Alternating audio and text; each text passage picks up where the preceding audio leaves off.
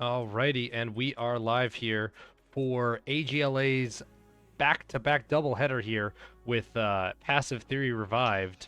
I got iRain here. I'm Tez, and we are here to cast this doubleheader.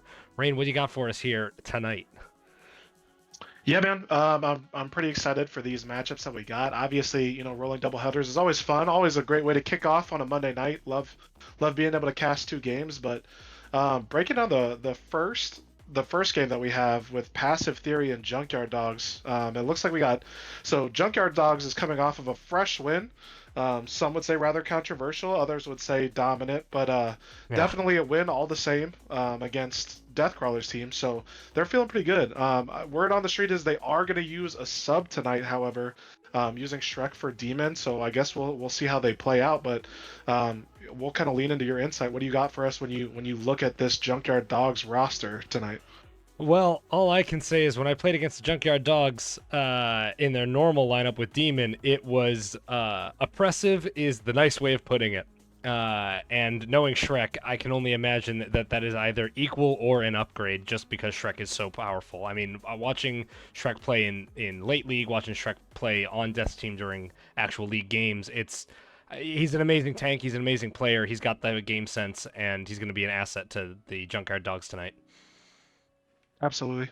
I think another thing to highlight is I believe, if my information is correct, that Recharging is actually not going to play tonight.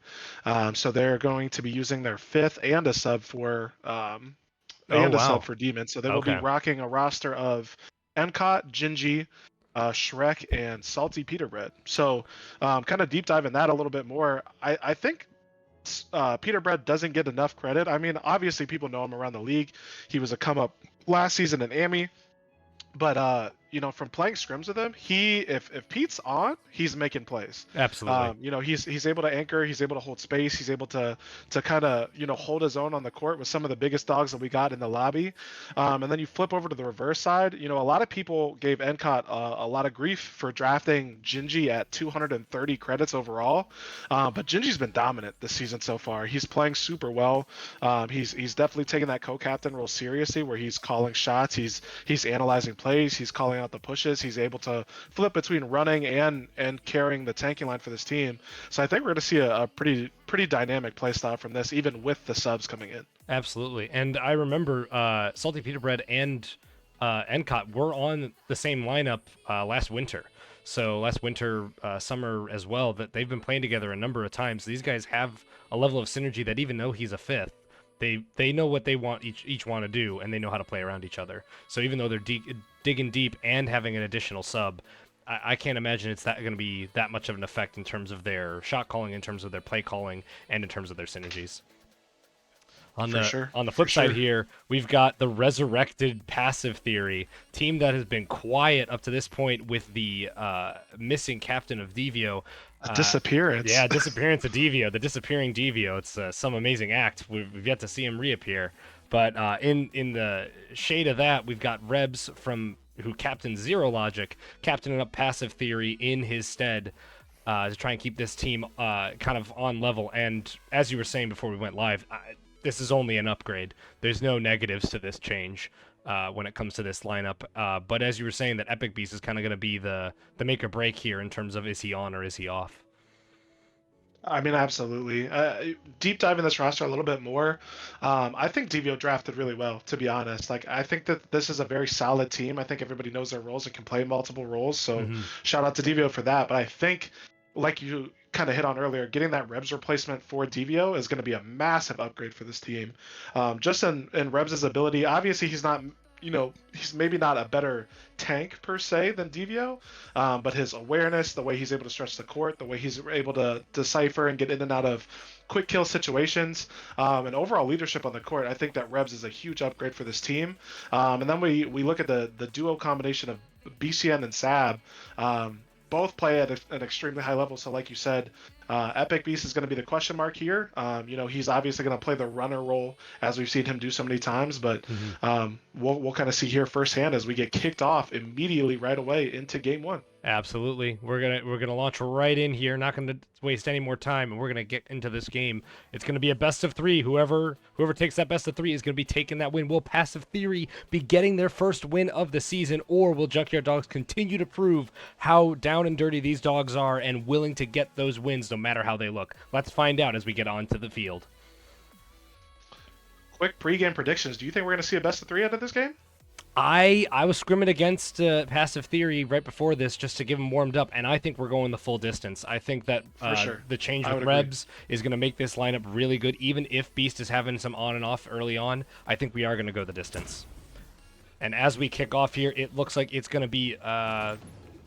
hold on one second. My HUD is not working here. There we go.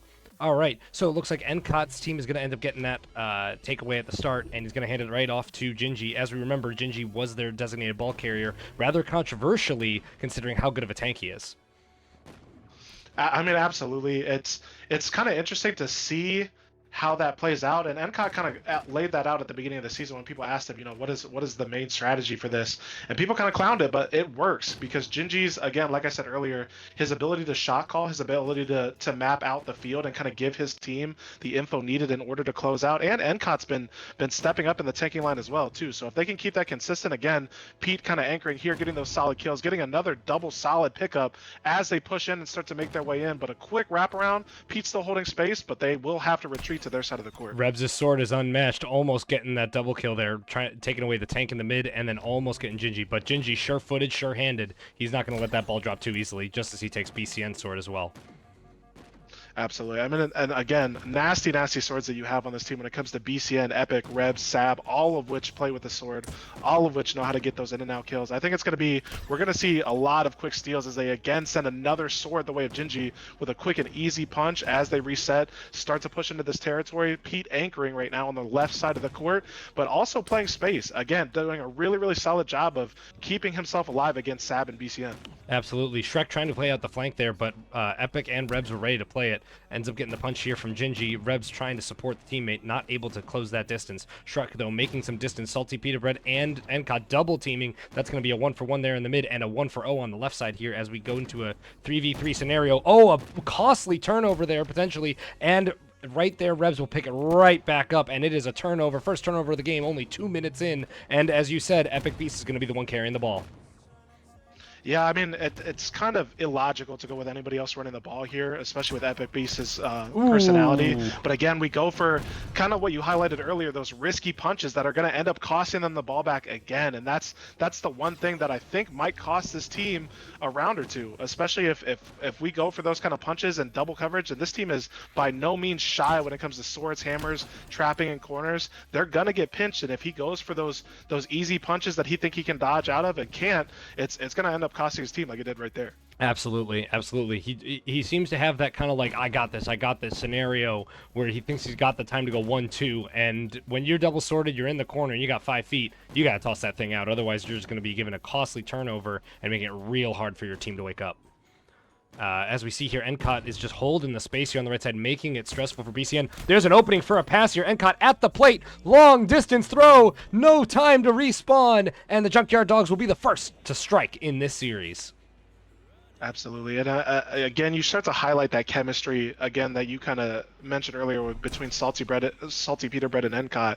Watch the way that they're able to tank off of each other, the way they're able to refrag for each other. It's very impressive to be able to pull off at this level, especially with the limited availability and the limited, practice that Pete's able to get in. It's almost that synergistic unspoken connection that most teams love to see from their fifth player. Absolutely. And I was very interested to see that they actually got a bit of an opening there where their ball carrier was down. Gingy was dead early into the kickoff there, and rather than try and play the quick 3-man dive in to maybe get a quick score, they keep their heads on straight. Salty ends up throwing the ball back even to slow down the play, and it's just going to be a prolonged play here where they don't actually get any score. They get real close to the plate but not able to push. So it's good to see that Encott's team is keeping their heads on straight. They're not getting too happy for the game right now, and they're just keeping the ball in their hands as they are so good at doing.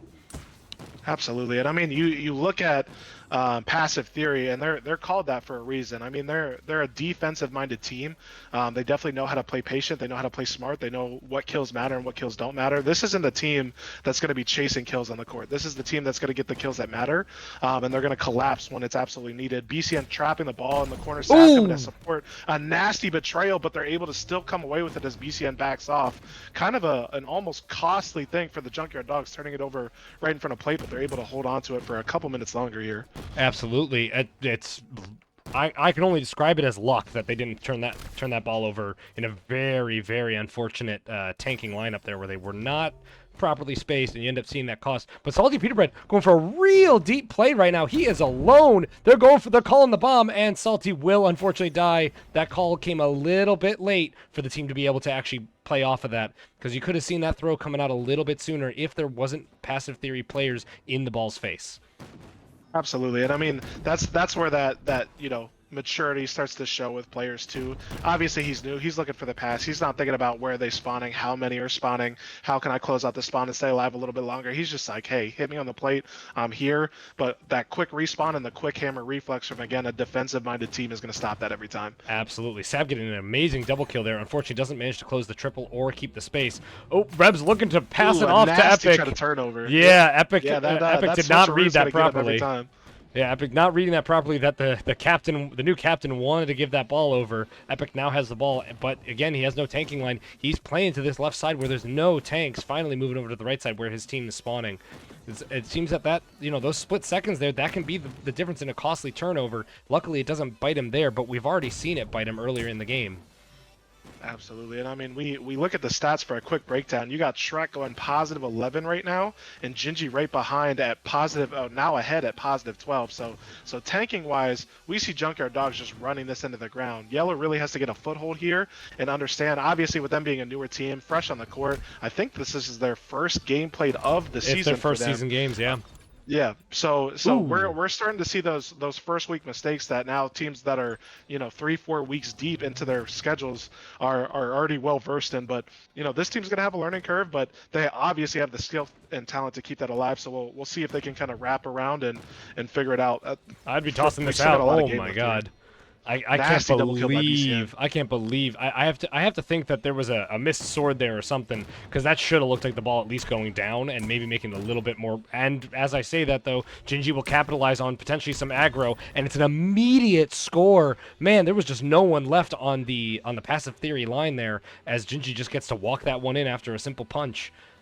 People hated on the Gingy pick, but Gingy is proving over and over and over again in this league that he has decade of experience for a reason. He's played this game, he knows the game, and whether or not he's an old timer like the rest of us, he still knows ball and will continue to commit and play aggressive, especially if you let him through the tanking line like that. Absolutely. And I was about to cut you off, but then BCN got killed. BCN almost had a nasty quick play of him being alone in the opposing side spawn with the ball, but Shrek getting a nasty ninja sword kill there, and making it so that the team didn't have to suffer that first loss of this game. Reb's almost getting a quick hammer stop there. Obviously had some up-court pressure, but a quick stop and a turnaround. Again, Yellow doing a good job of playing defensively, just getting some unfortunate turnovers that result in very, very quick and easy goals for the Junkyard Dogs, but big court pressure here. We got one going around a plate, looking for the open pass, 3 up court, 2 respawning, looking to see if he can hold that. A nice trade right on plate. BCN creating some space for that team, trying to hold back. Yellow collapsing on ball runner. They're going to have to reset here. You're thinking they're going to have to reset here. Yeah, absolutely. And it's really looking like Shrek almost that's a rejection there, though.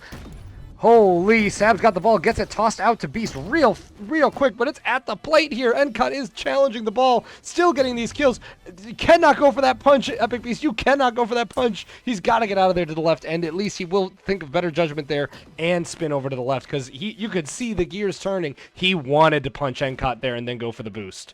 And well, man, I mean, you look at the fact that Shrek was able to stay alive through that. I mean, obviously he had the deflected pass play, but he took a triple with him. Like that's got to send some shockwaves through the defense, or the new offense, I should say, where you start to say, like, what is happening right now? Which side are we going to? Are we going left, right? Where's the pressure coming from? And Shrek is just all court pressure all the time. Absolutely, he's doing the Lord's work on the court right now, especially from a tanking perspective. But Yellow, like you said, able to uphold that ball, but getting a lot of trades back and forth, not a lot of progress.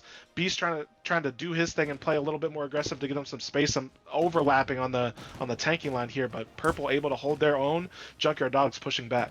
Absolutely. And like you said, defensive-minded team here. This team is really good at trying to like hold you back, but when it comes to actually pressing down on mistakes by the opposing side, that either NCOT's team is not making those mistakes, or Passive Theory is just not taking advantage of them. And stat line is telling a pretty fair story right now, and I think they're just not getting the kills. It's just a lot of tanking pressure, whether it's on offense, defense. They're just stacking kills. Body count is going higher by the second. Throwing it out like that right now, still getting pinned in corners, still getting pinned. Salty Peter Bread holding his own, holding the spawns right now. It's just a bloodbath on the side of Yellow, and they throw a frantic play. Ball is still loose in mid. Easy collapse play. No. Purple's going to take this ball over, no problem. Oh, wait a minute. Who's going to actually end up with this ball? It is so many turnovers, so many back and forth. They got 3 people here challenging Peter Bread. Somehow the ball ends up right back in Epic Beast's hands after a very, very, very risky ball right in front of the plate there for Passive Theory. Luckily, they will keep possession here. NCOT will get the kill, the double kill there, and Sab will fill in. So again, almost a turnover, not quite a turnover, and so Epic Beast is again going to have the ball here. We're 3.5 minutes into this round here, and it's kind of going back and forth, back and forth. We're waiting to see will Passive Theory finally be able to break through this line. And as I say that, they do break into the deep side of NCOT's territory, but the indecision by Epic Beast, the indecision by Epic Beast there, knowing if he went for the punch he was certainly dead, but then not making the decision, also killing him. So he got a little ahead of his tanking line, and I'd really like to see kind of, I don't want to say like play predictable, but kind of a more standard lineup here in terms of nasty takeaway. Oh my god. The spawners. Oh my god. And Sab will get it in. I could not get the camera on Sab there. There was just so much going on. It'll be a 2-1. Passive Theory getting their first goal of the season.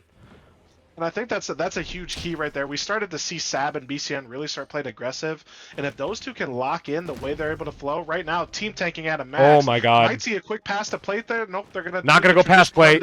Sab is still, and it's a 2-2 just like that. Absolutely. Again, Sab and BCN playing off of each other is a nasty combo. You could see it's one of the things that we're gonna see get back in this team. Absolutely. You could see the twin, I don't want to say twin dragons because that's a different play, but like literally they each knew I'm going left, I'm going right, and they immediately aced the entire team, only leaving one left for the ball to take care of.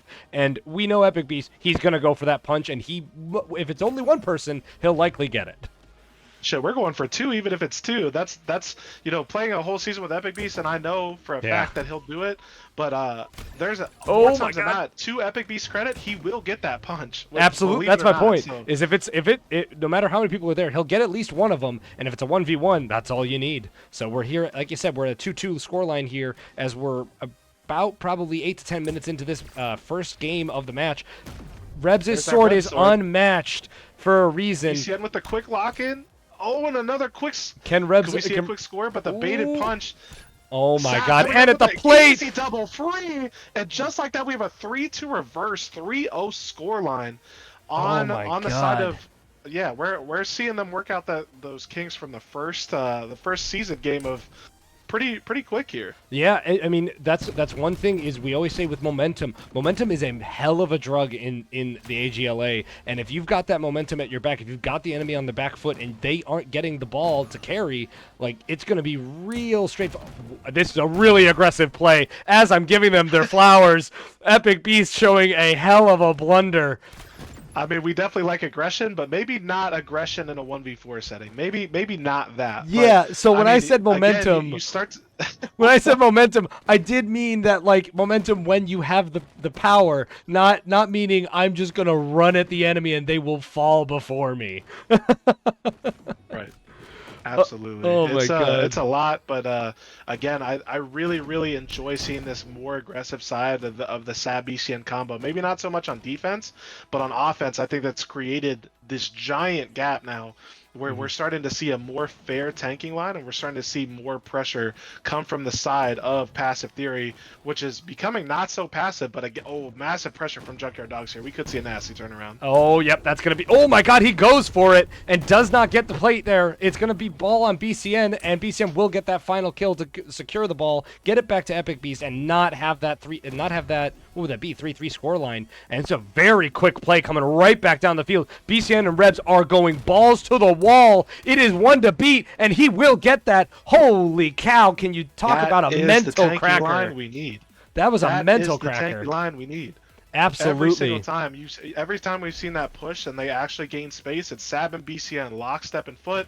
One goes in, one comes out. The refrags are there. Epic Beast is trailing right behind, which he knows how to do so well, creating that space, limiting the gaps, filling in where needed, and we're starting to see a real sync flow coming in, which is exciting to see them as they again roll into a double header tonight, where they have Hells, the undisputed champion currently, right after this game. Absolutely, and I don't think we didn't comment on it last round, and then we had a quick turnaround there. But MCOT is now the designated ball carrier. They have not been having it on Gingy for both last round and this round, and so it's interesting to see that it might be that finally they're actually kind of changing up the tanking line here, but doing that in the middle of a game, real risky stuff. Luckily, that the kind of scramble play there ends up working in their favor. But yeah, it looks like NCOT is going to stay as the designated tank or designated ball carrier. Gingy, Shrek, and Salty Peter Bread being those main tanks. Shrek going out on the left flank, Gingy holding the right side, and Beast now going to 1v1 against Gingy. Gingy's got that one. So it's going to be interesting to see if this will actually pay out for them, because honestly, that last round could have easily brought us to a 3-3 scoreline if not for the fact that NCOT didn't go for the punch. He instead tried to go past the ball, the hammer right at the plate, and ended up costing them that point because of just unfortunate spacing. Absolutely. I mean, you talk about a risky transition. I think that's a needed transition. Oh, I don't know what that was. I think that was a missed call on the play. They thought they were going to go for the pass play and create that space, but when it comes to this team, I think that NCOT absolutely needs to run. Gingy's hot right now. I mean, we do a quick stat line right now, and Gingy is almost positive 30. Shrek is almost positive 20. So not having those two tank for you is criminal at this point. You can't do it. Absolutely. Whereas NCOT is negative 15, and he knows running best. He knows how to play call. He Absolutely. knows how to create that space. Right now, we're just playing a little bit too passive. I think he's in his head right now. But between Gingy and Shrek, you can't not have them tank together. They're absolutely disgusting right now. Yeah. A Shrek plus Gingy is, what is that? A positive 44, positive 46, and as I say that, quick combo kill. Oh my God! As I say that, Shrek and Gingy showing you why they are why I thought that Shrek was just a direct upgrade, if not even with their normal player Demon, is just because it's just fantastic tanking. There's not much you can do about it. I mean, huge shout out to Demon though. When it comes to a sub, I think in my opinion, you can't get more fair than Shrek. Like obviously Shrek has the leg. Oh my God! Oh my God! Just like that, they dunk on him, but not even giving us a chance to finish that statement. They said, "That's it. What? Hold on to this. We're gonna end this game real quick." Holy, yeah! They're like, "Hold my beer. I got this. I'm just gonna win right now, and you're gonna have to deal with that." And the Junkyard Dogs, I believe.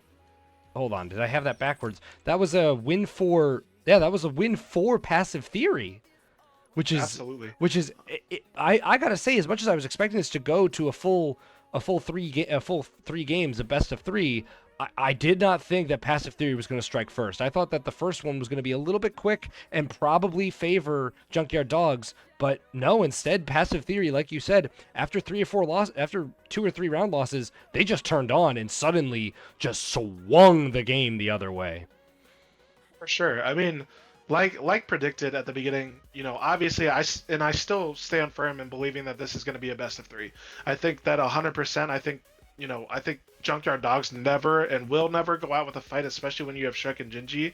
I think they're going to take a way more aggressive approach where NCOT is going to be the full runner here. But I mean, stat lines, you got Shrek going positive 20, you got Gingy going positive 24. So it's not the kills that's the problem. It's do we play passive or do we just lean in? And I think they got a full lean in, and you're going to start to swing it back the other way because damn near all of Passive Theory is negative right now. You got Sab with a +3, but other than that, you got -11, -24. Like they're getting out tanks, so it's it's just a matter of, are we going to match this aggression that we see on the other side of the ball? Absolutely. And we're gonna find out here in game two, as it's possible. Passive Theory is 1-up right now. They could just continue this trend and bring us to a quick 2-0 and just really put the brakes on the Junkyard Dog season right now, saying, hey, actually, we may have just formed, but we've got your number already. And if that's the case, it'll make next series even more interesting to follow here as we jump into this next game. Immediately Absolutely a solid tip wow, off 4 for again. This four. full court pressure there. Miscue again. They got to get that under but control. does it they're able matter? to clean this up. No shot as they're able to. Gigi's gonna hold onto that ball, taking a quick three-piece with him on the way out. But again, they got to get that communication under wraps. That's a free goal for them if they know that ball is coming. But I think that's just an unassumed, like, hey, if you get that leverage, I'm throwing the ball. But sometimes that unassumed is gonna get you an easy turnover. Luckily for them, they're able to retain the ball and kind of come away with it. Absolutely. I mean, as soon as he tossed it, I figured that toss was a bit aggressive because honestly, it looked like Shrek was not going to play for holding onto the ball. And as we've seen from the other team, like the only cases we've seen no throw-ins. We've seen the ball carrier running it in. Throw-ins have not happened so far in last game, and obviously we're only in game 2. But it seems that the ball carriers are typically holding onto it a bit more, and I think the tanks might have gotten used to that. Yeah, I mean, for sure. That's why that switch up is definitely necessary, and I think we're gonna start to see that more aggressive Junkyard Dogs here as they go with that full frontal taking line. But it's gonna be hard for them if they don't communicate. Like it's one of the problems that comes with running a sub, regardless of that sub skill level, is if you don't know how your team is used to playing, it's gonna be, who goes where in what situation, who closes out that spawn, who goes to goal, who goes to do all of these things. But a nasty 50-50 trade on the right side, or on the left side of the court, I should say, with Passive Theory taking control of the ball with what seemed to be almost a dominant Junkyard Dogs push. Absolutely. Every once in a while, I see a ball carrier that's got the ball, is like maybe 5 feet from the target, and they're sprinting at that hammer. But if you're that far away, that punch is gonna end up trading. And if you don't have a tank to follow up on you, you're just gonna end up turning the ball over. And luckily for Passive Theory, they'll say, "Thank you very much, sir, for that turnover. We will happily take that." And considering, like you said, the tanking stats are not looking good for Passive Theory, but the scoring stats are all in favor. Yeah, I think Passive Theory is starting to get into a flow state. Like, even as you watch their tanking line, they're starting to know their roles. They know who's filling. They're all refragging for each other. It's going to get more dangerous the more Junkyard Dogs allow this game to go on. So if they want a chance at that game 3, I think they got to close this one out quick. They got to show that they're dominant. They got to put that force on them. They got to trap. They got to go for that call. But most importantly, they got to communicate as to who's going where so they can finish this push. Absolutely. And I do agree with you in terms of kind of like, it looks like we may have a stoppage on the field. Not sure exactly what the stoppage is, as we do have all 8 players in the game. Gonna check in here, see if we've got any notes from the 2 teams to see what's going on with this stoppage.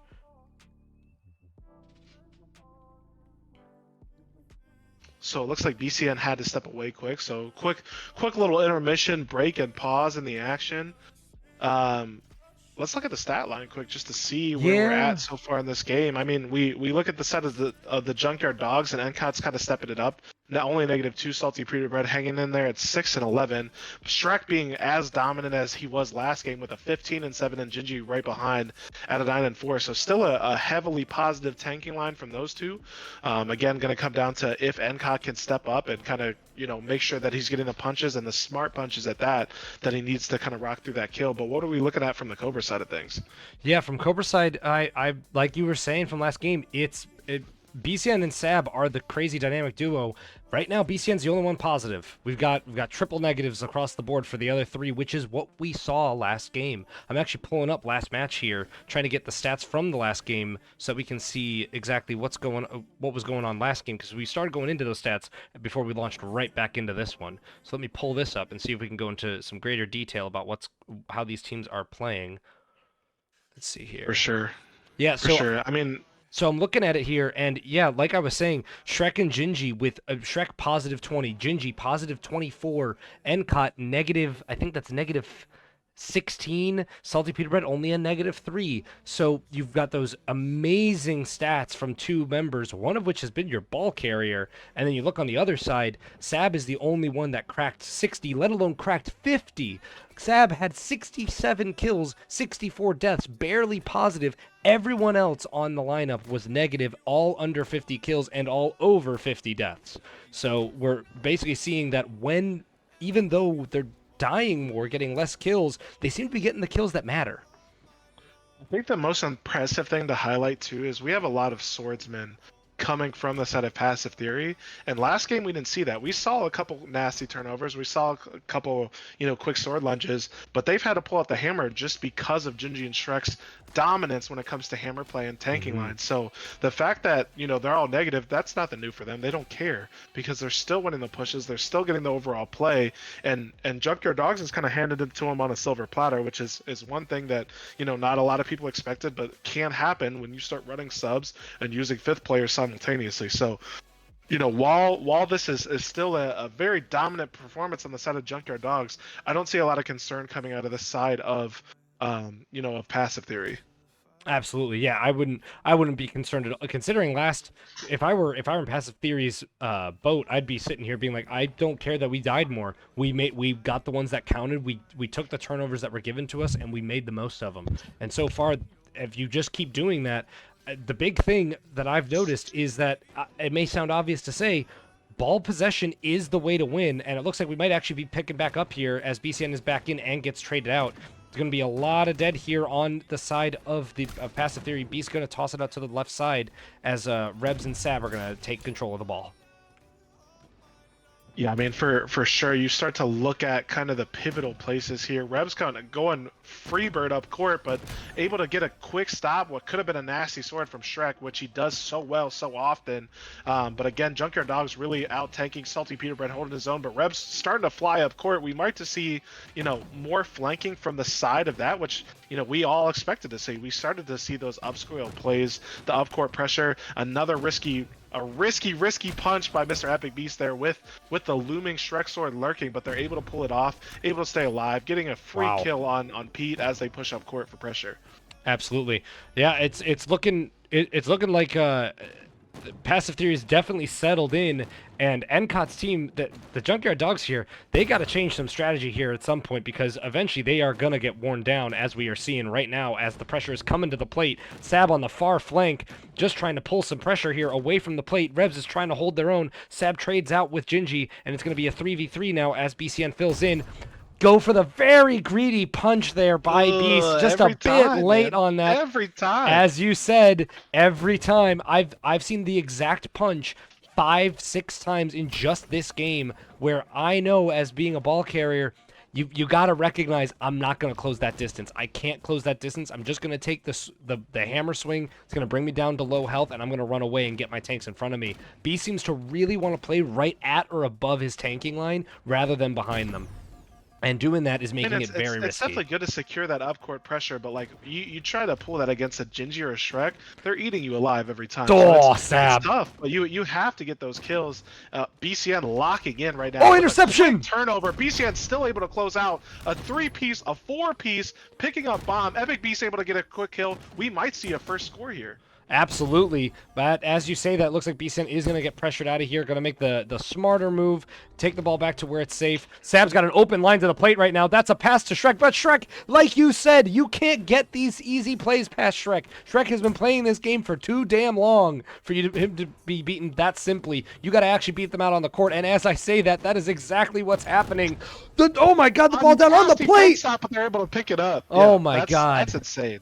These are the kind of turnovers that are going to cost or sell the game. Are you able to get that plate defense without turning it over literally directly on your plate? But BCN is really showing out this game. He's definitely being more dominant. He's definitely playing more aggressive. Again, a quick double from him as he creates more up-court pressure by himself, getting kills and limiting the space that Junkyard Dogs is able to take back. They might need to take a breath here and reformulate. Absolutely, and I have to wonder, like, what can oh my God, he got that punch. That's insane that punch worked. I figured that he was going to get turned over there again, but you have to wonder what's NCOT's team got to do differently, because I mean, now looking at, I'm pulling up the stats quickly here. Shrek is keeping a very good positive scoreline. Gingy is perfectly even right now, and it doesn't seem to matter right now, considering that the passive theory lineup is also 2 or 3 of them are positive. As I say that though, Caster cursing it, ball turns over right to Gingy as Gingy's sword just beats Epic Beast's fist. So it ends up being whether Gingy gets him there or the refrag from Shrek gets him there, that's another situation.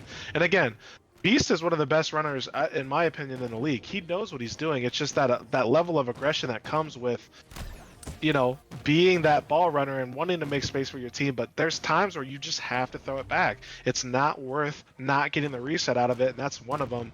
And we've seen several times out of here where it's just the kill is not worth it. The punch isn't worth it. You turn over the ball. They have full court pressure on you right now. We got one on the plate, a quick pass, and pass just goes a little wide. Might have been a slight rejection there. I'm not sure because that ball went just a little wide of Shrek there, not able to hold on to it, and they end up resetting the play. But luckily, they do end up resetting the play. Shrek again showing his skill. Oh my God, he's styling on Epic Beast. Epic Beast team kills BCN. Shrek kills Epic Beast and then just gives him a little bit of the business there on the main court there as a double sword comes in to say, "All right, listen, Shrek, take it easy. We're gonna kill you if you don't take it easy." Oh my! Yeah, I don't think Shrek cares very much. No, he's gonna play his game regardless. He's still gonna play out. Sab with a quick pressure. BCN, Epic Beast left to fend there on his own as they start to rotate the ball left court, but they're getting the kills that's needed. Salty Peter Red chasing kills might not work against Sab, but able to pick Sab up while BCN and Epic Beast take care of the flank. But a quick work out of the side of Passive Theory as they push the ball back. Junkyard Dogs really got to get that pressure up. They got to figure out what is going on. They got to lean into the Shrek ability right now, which they might be. As you say that, quick double kill. As you say that, Shrek was winning. Oh my God, the triple kill Shrek and the team kill. Shrek's just gonna kill everyone. Just get rid of everyone on the field. If you're gonna use Shrek as a sub, you have to lean into that playmaking ability. Oh you my! Have to see that he's gonna spread the court for you, just like Demon is. Rotate to the opposite side. Use him as the threat for a pass play, but let him do what he does best, which is tank. Absolutely. Shrek at a 2 KD. He is 44 and 22. He is just absolutely frying right now. As I say that, though, the Passive Theory lineup actually getting a good possession here where they're holding on to the ball. Beast, again, pushing up a little aggressive here. He only had one tank with him when he was doing that, got to low shields, and unfortunately, once he had a double tank line, he didn't have the shields to stay alive. BCN surfing on the Junkyard Dogs line there as the ball will get pushed back into the Passive Theory line here, as Sab is going to be playing on that main tank line. Salty is out on the flank against Rebs, trying to go for that punch. Beast does get that punch this time. Gingy gets the kill on Sab, and again, they are kind of just getting cornered here. Encot's a superior tanking line. When you stay in this kind of standard tanking line scenario, that definitely favors the Junkyard Dogs lineup.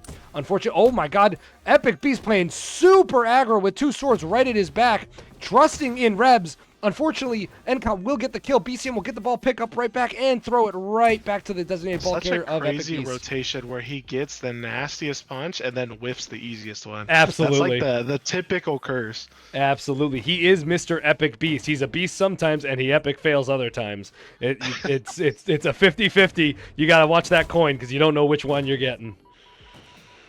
Oh my God. And as we're heading right back into this kind of more standard tanking line here, looking to see if maybe a flank gets played up by Rebs. You got Rebs and BCN playing the main line.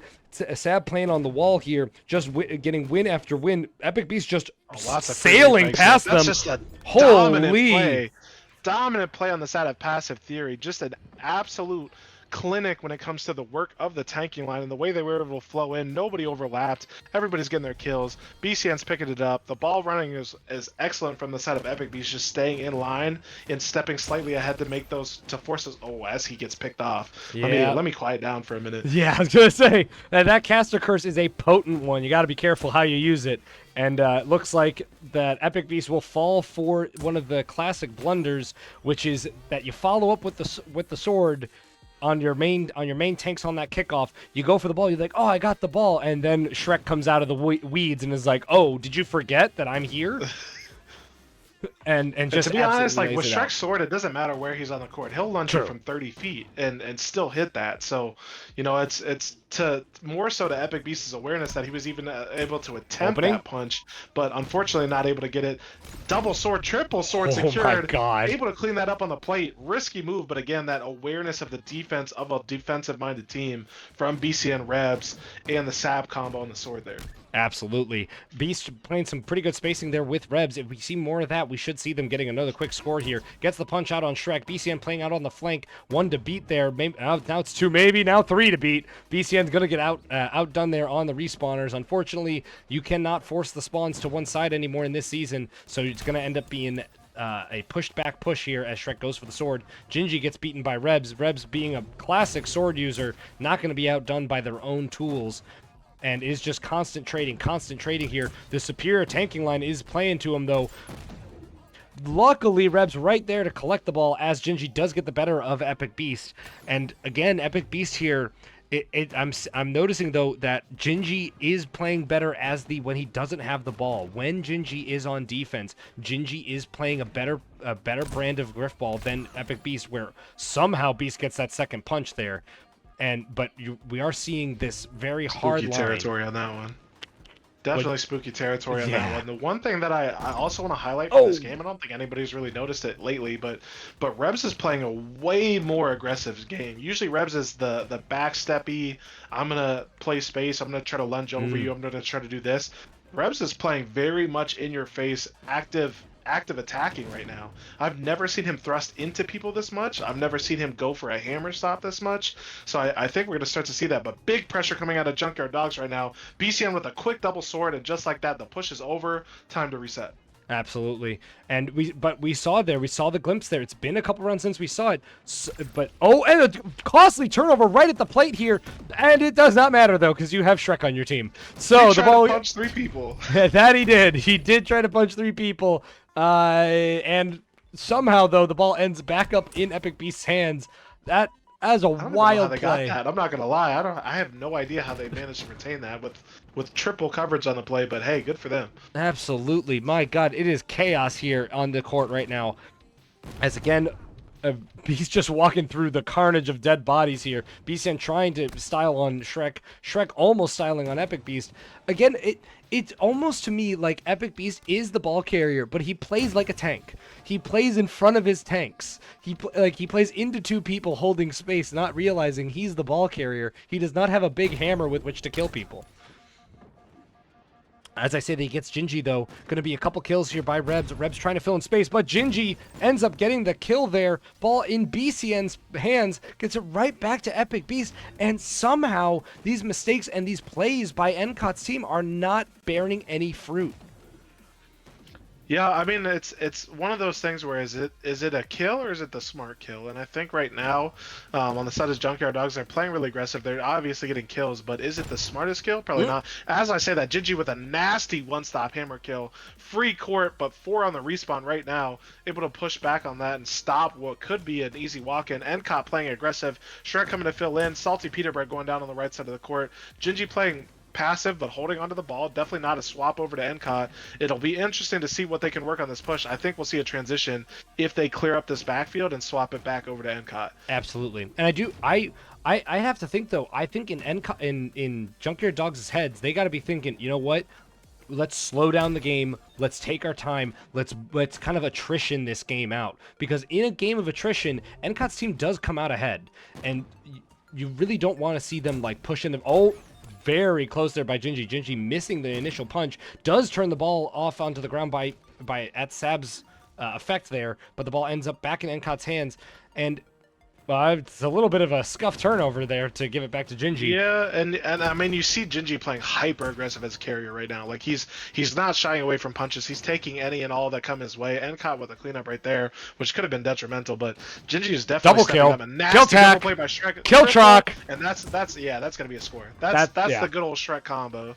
The man found his step and just was W keying to that plate. He was not going to be stopped unless you triple teamed him. And at that point, too many were dead for that to happen. We are now at a tied 2-2 scoreline in game 2.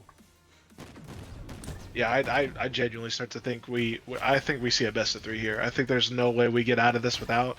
I think both teams' lineups are clearly very highlighted here, and I think that it would only make sense to go to a best of 3. We have to, right? You'd have to think, but we've seen this before where one team gets where we saw it, the layout of the first game was Encot's team came out of the door swinging. As I say that, Rebs gets the ball turnover. Actually, it was Epic Beast that got it right at the plate. Ends up getting hammer stuff by his own team because of the Shrek sword. Had to make sure.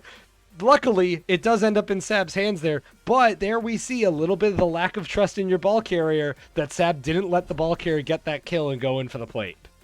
See, I think it's spite. I think every time they hear us, start to gas up Junkyard Dogs, they're like, hold on, hold my beer. Yeah, absolutely. Let me take this really personally for a minute and show you guys how fast we can score, and then take another 20 minutes per round. Absolutely. Why not? I mean, we could just be here all night. That's fine. Definitely don't have a doubleheader to roll into, but no, hey, not at all. Are we? We're just the guys in the box. Absolutely, we're just the two guys up in the box making jokes. But Gingy here got the ball as he's got no tanks in front of him. Gonna have a reset line right now. Gets the punch out on Epic Beast. Sab trying to hold that tank line there. Gingy gonna be forced back onto the right side of the field. Encot way off in Narnia. Gonna have to see if maybe the tank line can fill in with him. BCN getting the one for getting just the straight up kill. You'd have to think there was a trade there. Double from Shrek. Lots of up core. Gingy not playing as aggressive as he was. I honestly think if he played that aggressive there, that might have been a goal. We might have seen a pass to maybe even Salty Peanut Bread, but a quick double collapse on that changes that right away. Shrek is creating a ton of space on offense, but they're just not able to get up court. They've been trapped on their half of the court almost the whole time. Absolutely. And that, I think, is being detrimental for them. Absolutely. He's still plus 32 right now. And notably, though, the rest of his team is either negative or Gingy is positive 11. But as the ball carrier, he's just a really good ball carrier, so he's going to tend to be positive as comparative to Salty and Encot, who are just in the doldrums of getting kill after kill after kill. Unfortunately having a negative KD. Shrek trying to play for his team here, trying to keep the ball in possession, but unfortunately it will not work out that way. Ball will be in Sab's hands right now as we wait to see if they're gonna hand it off to Epic Beast here, and we get kind of a reset of lines here, a minute and 50 into this round, 3-2. Yeah, it's we're gonna see a long game here. We're definitely in for it. And I think the stat lines at the end of this game are gonna be crazy. But the biggest thing it's gonna come down to is who's making the smarter plays. And right now it is hand over fist, just the in the realm of passive theory. Passive theory is making all the right plays. They're playing aggressive. Besides, obviously, the sloppier turnovers that honestly, I thought for a minute that Encot was going to sneak that sword through, but the good old caster's curse. But Shrek being super dominant as he is, obviously Purple putting out a lot of pressures from the side of Junkyard Dogs. It's going to get nasty, but they're not closing out the spawns as quick as they'd like, and they're just giving Epic Beast the free round to move from left to right, left to right, left to right, over and over again. Absolutely. And that I will say what I'm noticing, though, is as we saw with the last push there where Gingy unfortunately got spit roasted by 2 swords, was that Shrek makes all this space, but you can tell he's the sub. He's the one that's not normally on the lineup because they're not in sync with him. And as I say that, Shrek's just going to be a one-man army with a nasty steal with the sword, pass it back to his now teammate Gingy, and Shrek may not be on the same page with his team, but Shrek's still an amazing player and going to make plays for you. That was an absolutely foul double kill by the side of Rebs too. Rebs almost just cleaned up that whole team by himself. Quick highlight there, but yeah, that's the good old Shrek combo. I don't think anybody cares whether he's a sub or not. You know how Shrek plays. Absolutely. Shrek is a very, very aggro tank. He's very much so, let me play for the aggression. Let me open up the space for my team. Whether it's up court, down court, it doesn't matter. And if he would have got that trade there, I highly doubt that ball would have gone anywhere else but his hands. But absolutely able to clean it up on the side of yellow. Good tanking pressure. Shrek alive. Salty alive. A good refrag on that side. Shrek goes down. Salty able to hold it on together. Quick refrag there. Gets the double kill on Salty Peter Bread as he anchors that right wall. Oh my god, Shrek getting the refrag there on Rebs with a Salty on a 3. Salty on a 4. Does get killed. That reload almost got it. Ooh, betrayal by Shrek. Nasty betrayal. A rare mistake by Shrek is going to be a costly turnover. Passive Theory getting the ball back when they really shouldn't have. Now they're going to be on the aggro play right now as they are decimating the tanking line. Actually, I say that. Gingy does manage to get the trade out. Epic Beast doing everything possible to bait and bait. BCN on an overkill here. Might you get the kill tech? Gets the kill tech. Killtrocity maybe on the cards here. Ends up getting betrayed by Sab because Sab is just going off. It's going to be 4 dead, and Passive Theory will run it in, putting us to a 4-2. We are on match point. We are on game point. Passive Theory could put this away as a 5-2 in an unexpected upset if they can close this out. Yeah, I mean, on the side of Passive Theory, like, again, we wanted this to go to a 3-0, but like they're very much so on the aggressive side. They're quickly and swiftly figuring out the flaws that come with the side of being their first league game. Mm-hmm. And they're not playing like it. They're playing like they've been in the season, but I mean, you look at the roster. This is all veteran play. They don't have any new players on that team, and that's why people are thinking that this Rebs upgrade is such a massive impact for this team. But they have a lot of shot colors on the court, and I think we're going to see a really nasty team come out of them as they get more games under their belt. Absolutely, and it makes me wonder. It makes me wonder based on if they do close this out as a 5-2. Is it going to be a warm-up, or are they going to be fatigued going into that match against My Chemical ASpence? Like you said, the undisputed, undefeated lineup that Hells has put together. Either this is going to give them a huge confidence boost if they end up closing this out, or they're just going to be a little tired. And as I say, that Epic Beast got to throw it out, ends up getting rejected. Ball is in the corner. Let's see who's going to get it. It looks like BCN will actually get the ball there, getting a trade out by Sab against, I believe that was against Shrek and Gingy. And they're going to hold on to the ball here as Epic Beast will take up some space here on the right side. Again, we are crouching. I think we might be... Okay, it looks like Sab is not moving. That might be the player not playing at this point. And we're going to go into a quick stoppage. As I say that, Sab does start moving. We've got hammer swings by both teams. Looks like the game is going to pick right back up. I feel like that was a bit of a dirty kill on Rebs, but it looks like we're going to play with it anyways. And as they're pushing up here, looks like base kind of got 3 alive here for Junkyard Dogs. Sully Peterbread, the only tank here on the right side. Epic Beast swapping in, gets the punch and dash. Sab coming in. We might be seeing the end of the game here. That's it. It's a 5-2 scoreline. Passive Theory. Doubters be damned. Dogs go back to your kennel. It is the end of this series as a 2-0 sweep by Passive Theory at the start of this doubleheader. Yeah, I mean, definitely dominant play coming out from their side. You know, they knew coming into this that they were a newer team. They knew coming into this that they were kind of fresh on the waiver wire. But here we are with a newly built roster, a new revival, and another team to be excited to watch every week. I'm happy for them. I can't wait to see them play more, and I'm so excited that they're not only fresh off of a win, but rolling into another game against the undisputed champions right now, which would be My Chemical ASpence. Absolutely. And I've got the stats pulled up right now, and man, I'm seeing like the score lines for 3 of each of the members look very similar, but then there's just this massive difference between the top fragger on Passive Theory and the top fragger on Junkyard Dogs, between Rebs and Shrek here, as Shrek just he's positive 38, and it just wasn't enough. He got a ton of kills, but his team wasn't with him as the sub, as the player who's not normally with them. That lineup not taking advantage of such an asset that they have as a sub for this game. And they end up not coming away with the win, despite the fact that it really felt like, given the last few series, that NCOT's team, the Junkyard Dogs, were the dogs. They will get into the doldrums. They will grind out these games. They'll look dirty. They'll look a little bit weird, but they will still grind out those games in long fashion. Passive Theory saying, no shot. I don't care how many times you kill us. I don't care how many times Epic Beast turns over the ball. He will still have a 1.0 KD at 57-57 and somehow take it out. Like, insane. Yeah, it's one of those situations that we see so often where your kills do not translate to wins. And it's unfortunate to see when his kills literally eclipse the entirety of the match.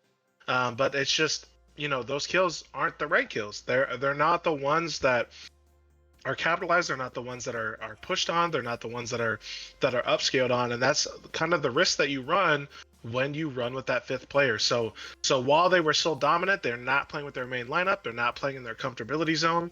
And it's one of those things that's going to show, you know, that there are some cracks in this team if they run their 5th. But overall, a good game from both sides.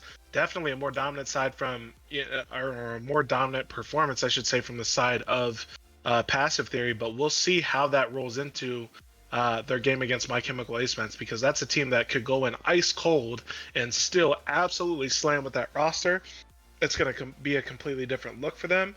And we'll kind of see how this new and alive Passive Theory can hold up against a team that's of that caliber and with their main consistent roster.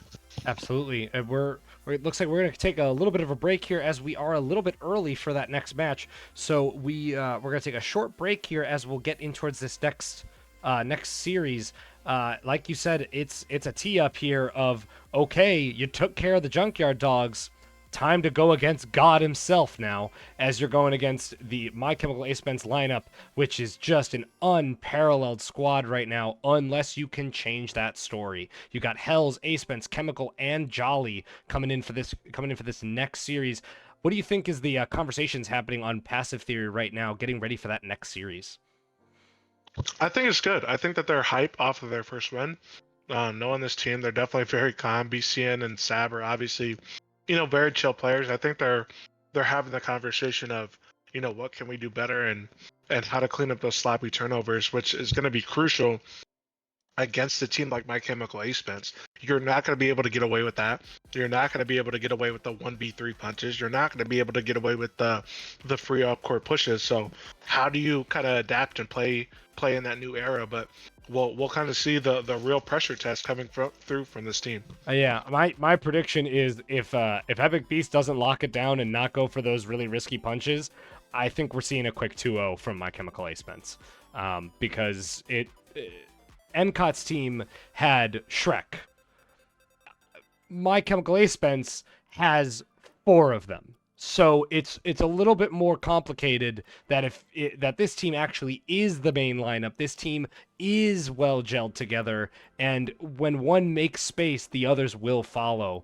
So it's going to be very interesting to see if Mr. Epic Beast can lock it up with the ball carrying there, not go for as many aggressive plays as the ball carrier, and kind of depend on the tanks. And as I say that, though, the tanks step into that space, because right now he's kind of playing as a tank, as the ball carrier, and if he kind of backs off a little bit, plays a little bit more passive, much to the name Passive Theory, the tanks are going to have to fill in that space, and you're going to have to start seeing some more kills coming from the likes of BCN and Sab, like you said, that two-pronged offense.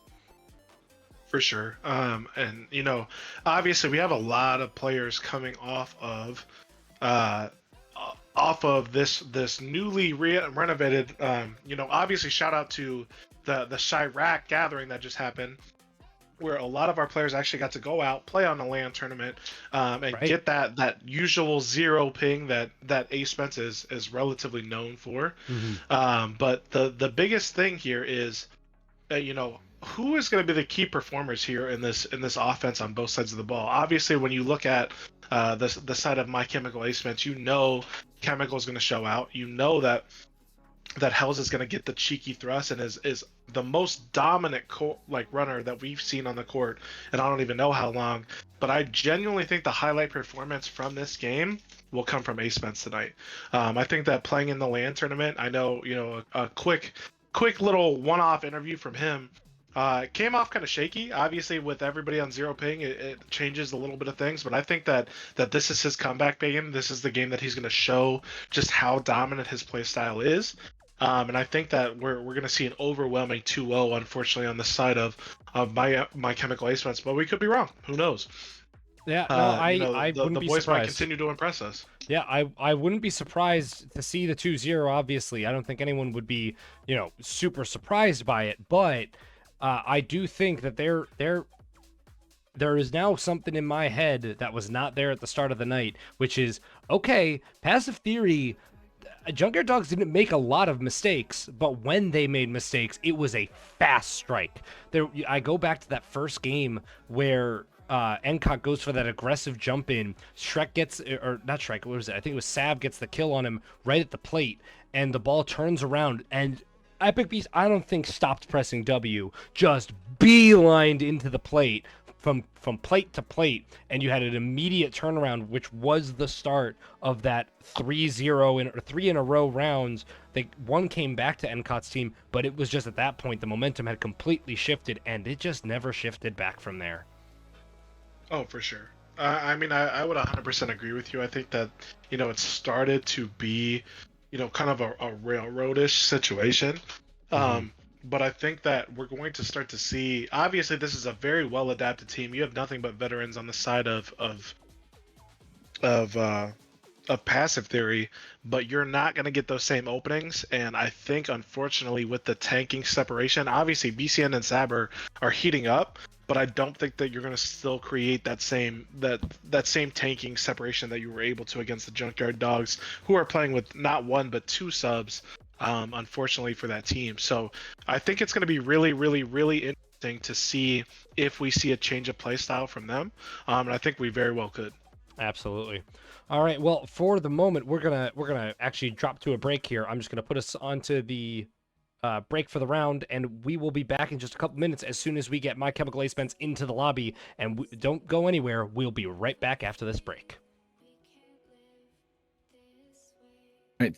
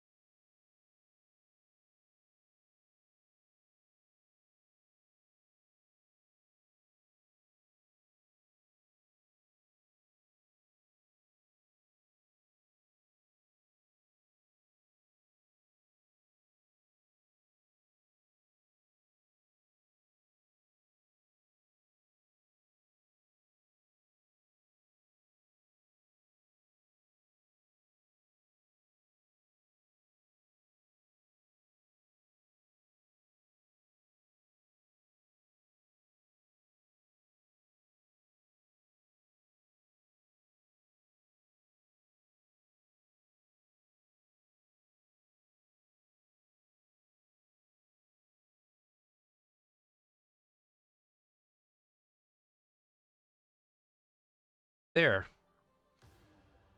Yes, sir. Sorry, I was mowing down. No good. All good. Good All old bag of good. Jimmy John's chips. All good. All good. Just wanted to double check because it looks like we are launching off into game already, and we are not Yeah, waiting any time. I think this team is definitely eager to get started. I know a lot of them kind of watched the play of the last game, so they definitely have some notes that they took to the chalkboard. But starting Aware versus Jolly, I think is going to have different effects here.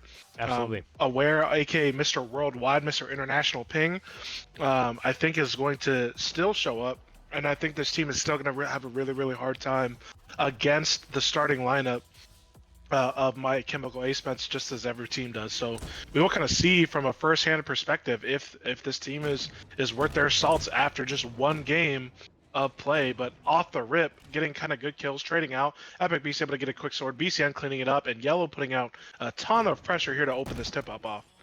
Absolutely. Already have some space, taking up some space here as Hells is trying to stay alive here. Gets a toss out. No one there at Health Pack, so it is just gonna kind of be a toss back out to Passive Theory. Epic Beast getting a pretty quick pickup of the ball here. Only 30 seconds in, and we've already had the ball turn over to the other squad. Love to see BCN working here. Again, we're starting to see a quick formulated tank line from a team that's coming in red hot. Whereas a team, I know it looked like My Chemical ASpence might have gotten a little bit of scrim time in before this, but they are definitely not red hot after a full almost 3-series game with another team. So we'll see this Sap kind of cleaning it up on the post. Nice, good. Oh, what could have been a good punch, but Mr. Epic Beast taking another very, very risky punch that was unneeded against Hells, of all people, who's known for the hammer stop. Absolutely. And so now we're going to see, now that we've seen this turnover, we've seen the ball go back and forth a couple times now, we're going to see if when Passive Theory's ball carrier makes mistakes, does it cost them points versus when My Chemical ASpence's ball carrier makes mistakes. So we're going to have to wait and see here as the tanking line here. ASpence with the ball, or ASpence bring him with the ball carrier. A bit of packet loss here as we're getting a bit of lag on the stream, but it looks like ASpence just going to tank that right in, and it's going to be a 1-0 up for My Chemical ASpence. No surprises here as of yet. So we're going to see how this carries out into round 2 of game 1. Yeah, I think again, that very, very costly turnover starts to shift the dynamic and the pressure that we have. But Yellow doing a good job of taking possession right off of tip-off. They're definitely still getting kills. It's just a matter of smart plays. Rebs with a nice early aggression play. He could close this out solo. Oh, Beast tries to go for the quick double score in, but gets aerialed by Hell's Angels again. Hell's going 2 for 2 on carrier kills. We have a flank going off. Rebs going back to chase it. ASpence on the rebound, but again, Yellow able to clean that up quickly and kind of rotate to the offensive perk. Beast grabbing it off the wall for a quick reset as we progress onto the side of My Chemical ASpence. Absolutely, I give credit to the team for try to play that aggro and kind of confidence building play for Mr. Worldwide, Aware Mosquito here. Unfortunately, play just doesn't quite work. Ball gets there a bit late, a bit far. Aware not able to play off of it. But as I'm saying this, there is just so much space being taken up, and Passive Theory are going to strike right back, bringing this to a 1-1 scoreline. These teams look red hot and ready to play. Passive Theory, they hear all the talk about such a great lineup, and they're saying, okay, sure, but we got Mr. Epic Beast as our ball carrier. What are you going to do about that? I love to see it. Sab and BCN playing hyper aggressive, kind of leaving the ball on his own, but it's ASpence in a 1v1. ASpence able to get the creek refag. He's gonna get that kill. He might turn around and get this double, but able to clean him up, push it out. Chem and Hells playing super aggressive on the refrag here, holding the spot, holding the line, holding them in corner, but Yellow able to clean up these kills. ASpence with no thrust on here, able to get the refrag from Rebs. Rebs still playing aggressive, which we love to see, getting a quick trade as Yellow is able to push up some room, but not all of it. Getting refragged out, Sab making space for them on the right side of the court, going to see if they can get this to a 2-1. Yeah, absolutely. And as we say that, though, all of the lineup disappears for Epic Beast ball carrier. Sab's got the ball on the far side. Epic Beast playing as a rare tank here as Sab is trying to just sprint across, Ball ends up getting tossed back to Rebs here, as Rebs is going to be a temporary ball carrier, waiting to see if they can get some settled space here.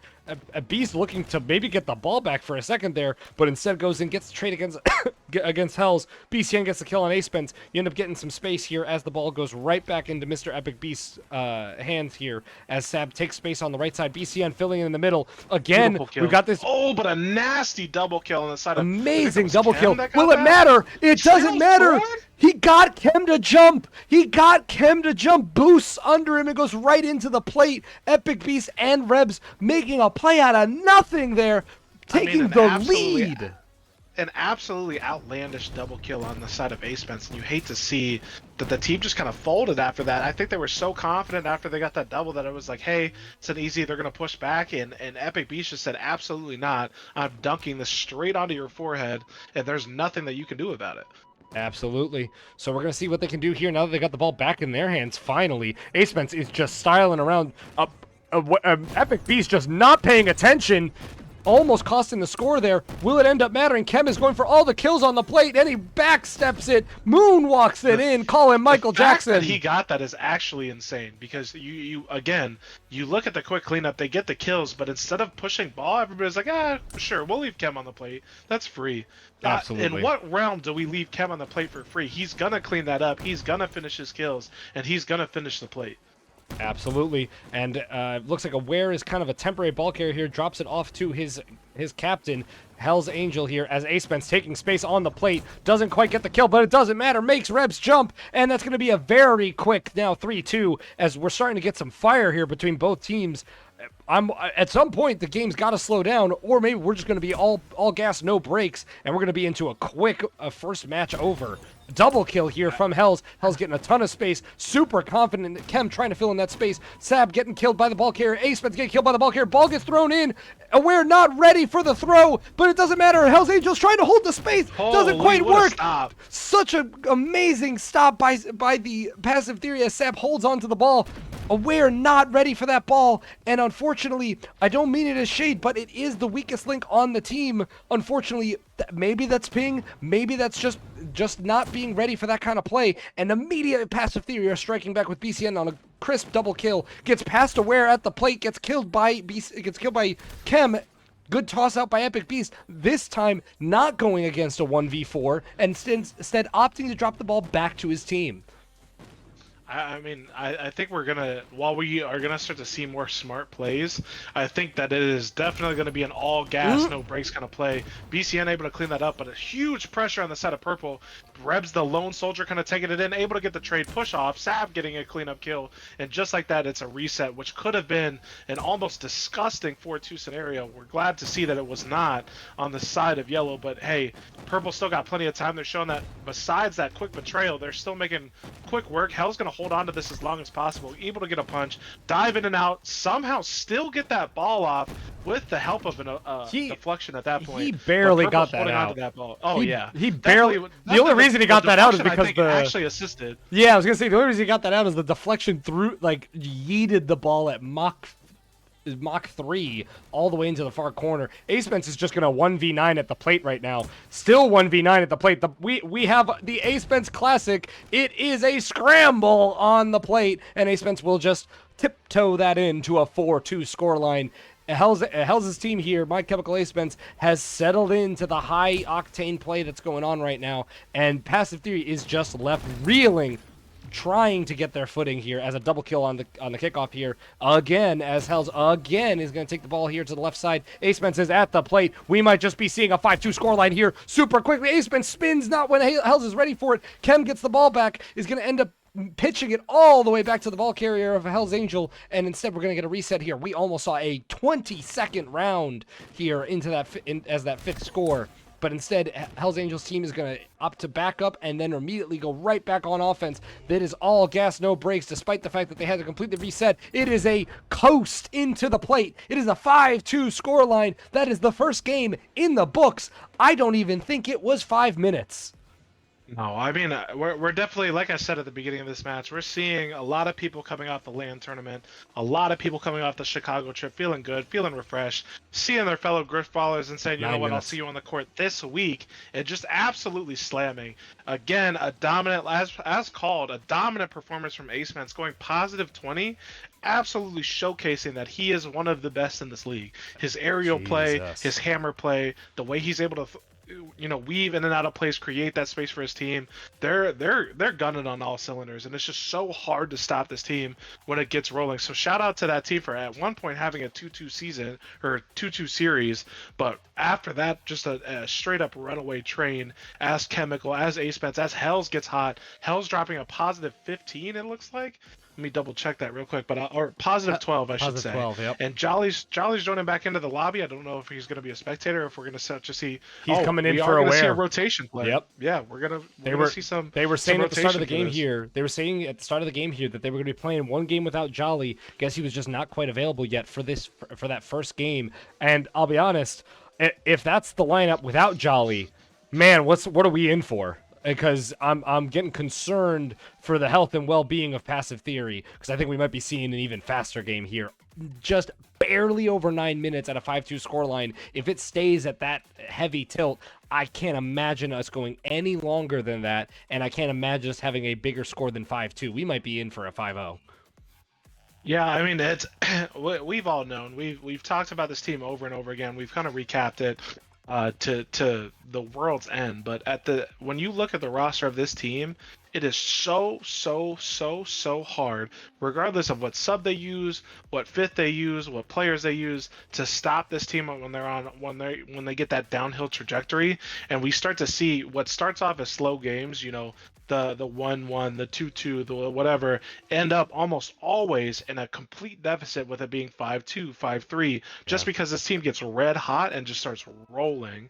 Absolutely. And you're just left reeling when you're not prepared for this kind of play, when you're not prepared for just how they don't have just one amazing player. They've got multiple SZ tier players that are just going to constantly keep that pressure on, constantly stay alive, somehow constantly get those kills, triples, doubles, quads, kill trocs, anything along the line. It's just going to be nearly impossible to keep up unless you are ready to jump into that echelon and play like that player. And with a team like Passive Theory, who's still just trying to get on their feet after not having their captain for 3 weeks, man, it's a tall task to ask tonight. So we're going to have to see if maybe they can come back from it, at least bring this to either a closer score or maybe do the unthinkable and bring us to a game 3. But we're going to find out here as we jump into game 2.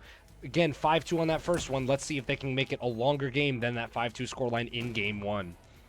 I think the only team a huge double from Sab on the opening tip-off with a free 3 kill. But I think the only team that starts to make this team even a slight bit slower is just Killtack. Well, again, I've given Jolly full rep. Oh my god. Never mind. Absolutely. Killtack by Sab turns into a triple kill from Rebs, and they're just not spawning fast enough. And immediately you get a punch from Epic Beast. Forget what I said earlier, I guess, because it looks like that Passive Theory are unfazed by how fast that first round went. I mean, we just gotta help Passive Theory out here. Every time we talk about them, they turn around and show us just how fast, regardless of the odds, that they can score. Sab staying alive, almost getting a nasty pickoff, but lots of pressure coming here from Chem, coming from ASpence. Chem on the outside flank, it looks like. ASpence created that pressure, big tank in, almost a nasty double on the outside, and that's free. That's gonna be but the punch! Sab cleaning it up, able to stop that even with the rotating attack on the outside. Absolutely insane. Fantastic. I don't know if that was spawn luck or what, but Sab was right there ready for it. ASpence, though, going to immediately get the kill on the ball carrier. Sword by Rebs. Rebs gets turned over. Hells gets turned over. We're just potatoing the ball back and forth. Finally, the ball will settle into Epic Beast's hands, and maybe we'll start to get a little bit of settled play here, even at the breakneck pace that we are staying at. Good pitch out to teammate Rebs there, as Epic Beast realizing he cannot hold on to that ball much longer. Good fast play decision making by Epic Beast as the ball will get dropped right back to him from Rebs. Rebs holding on against Jolly Hollis, getting a one for one there. Hell's getting traded. BCN getting traded. It's going to be a 2-tank lineup here going into the right side as ASpence will somehow get that trade against Rebs. We're just constantly moving, constantly trading. Sab trying to stay alive, but gets 3 for 1. BCN trying to hold the space, keeps jumping. You got to be ready for that sword, though. Hells does get punched. Good punch by Epic Beast here. It is constantly moving, constantly trading as they're finally getting some space here on the right side. Sab gets traded up by ASpence. Hells gets the trade on Rebs. Ball turnover, Oh my finally. God, disgusting.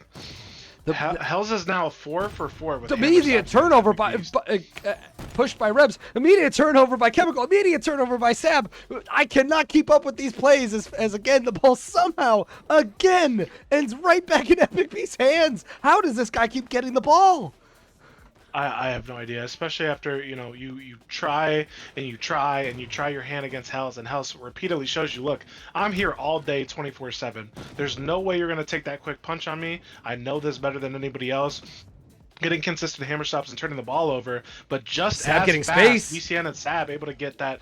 Epic again getting a little too close to his tanks on that one for comfort, but BCN Rebs able to hold space. Sab coming up in the respawn, getting a quick kill. We might just start to see a pressure, but we're starting to see an overlap. Oh, we got a breakthrough at ASpence. BCN Sab getting killed, Rebs getting picked off. A quick trade ball on the. Oh, 1v1, no! A quick swift kill by Chemical, rotates that position, throws it back, and it's again in the side of My Chemical ASpence.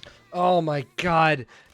I have to think that Epic Beast was kind of paying attention to the fact that he had a teammate right at the plate and was trying to get that throw, and unfortunately Chemical will get the kill. Hell's Angel holding onto the ball now as he's kind of to the side of his tank line, but with a team like this, it doesn't really matter where his tanks are. He's going 1v1 against Rebs. Beast now trying to hold off the tank line here from Jolly Jihadist. ASpence does get traded at the plate, so they're not going to get a quick plate play. Ball moving over to the left side with no tanks in front of him. Sab trying to hold the line. Epic Beast holding out his sword does get the kill on to Hell's Angel here. Ball is just kind of sitting, waiting for Hell's Angel to respawn. My God, there's just constant pressure, constant speed. Every single play is moving at a breakneck pace where any score could happen in the matter of seconds here in this game as there's multiple kills by the My Chemical ASpence lineup. Unfortunate turnaround there as Jolly Jihadist will take the ball there after the unfortunate betrayal, but gets the ball right back to Hell's Angel, and we are right back into the lineup here as Hell's Angel is going to hold on to the ball with 2 enemy tanks holding the line here. Does get the kill on Jolly Jihadist. Ball is a little bit trapped right now versus Chemical. Chemical gets traded out. Ball's going to get pitched off to the side past the plate. It looks like Epic Beast is going to try and pressure this as Hell's Angel is going to try and play ball carrier versus ball carrier. ASpence will support the ball carrier there, and finally ASpence will get the kill. Hell's Angel will be able to push out. BCN in full retreat. Sab getting betrayed by Rebs. A really unfortunate setup here. Multiple deaths. Tons of pressure, as you're saying, but it's going to be a 4v4 right now as Jolly Jihadist will get traded. Oh my God, it's constantly going back and forth. It's a 2v1. Does Hell's Angel want to try his luck on this one? He'll go for the punch. He'll dodge the hammer. My God, a fantastically aggressive play. I've never seen anybody capitalize on space more as a ball runner than Hells. Hells is able to get the quickest punches I've ever seen and still somehow navigate the space and throw it out with the absolute minimal of milliseconds left before they get absolutely collapsed on. So, but again, big pressure out of the side of... Oh my God.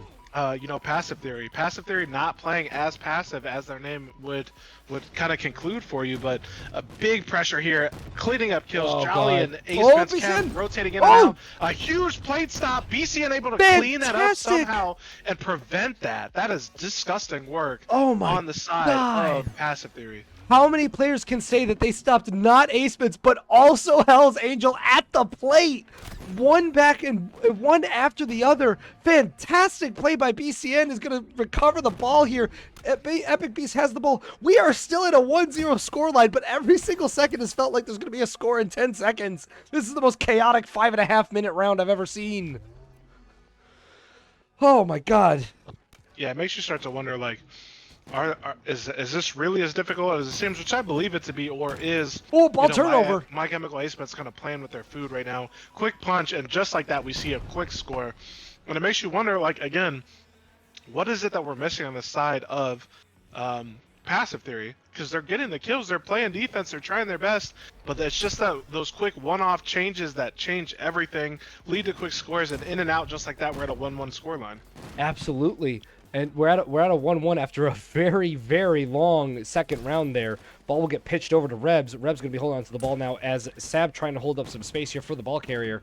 Again, Epic in a not comfortable position here as a tank, as he has very rarely been asked to tank for the team here, as Rebs is left kind of to the wolves here on the side. Ball gets kind of pitched out to Sab, as Sab is going to now run it up the left side here with Epic Beast trying to hold space. Rebs trying to hold space. ASpence trying to take space, and you end up getting a little bit of space here as it is pitched about halfway up court towards Rebs. Rebs now going to run up the side here, pass it off to Epic Beast, as Epic Beast will tank. BCN going to clear up Chemical, which will put him on a respawner, as ASpence is trying to hold the ball carrier here to the side.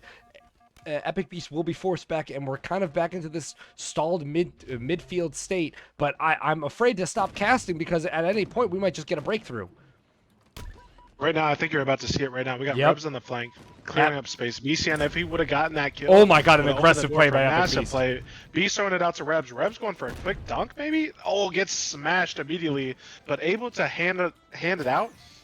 Somehow that, again, coming through on the side of their favor of that rejection going with the flow of the current back to their team instead of the other way, which is nice for them. Throwing up to Health Pack here as they do get the kill on Hells. Will Rebs actually be able to retrieve that ball as ASpence is trying to pressure it? Rebs trying to pressure on Hells. Hells is now the sole sword. Epic Beast completely W-keying past the ball as BCN will take it, potentially passing it back to his designated ball carrier. But as of right now, BCN's going to be holding on to it. A little bit too chaotic here for BCN to hand the ball off. Sab going for this weird flank. 1v3 will get traded. Does get the kill on Jolly here by BCN. And we're going to kind of see a back to default here into the midfield. Epic Beast going on a wild flank here.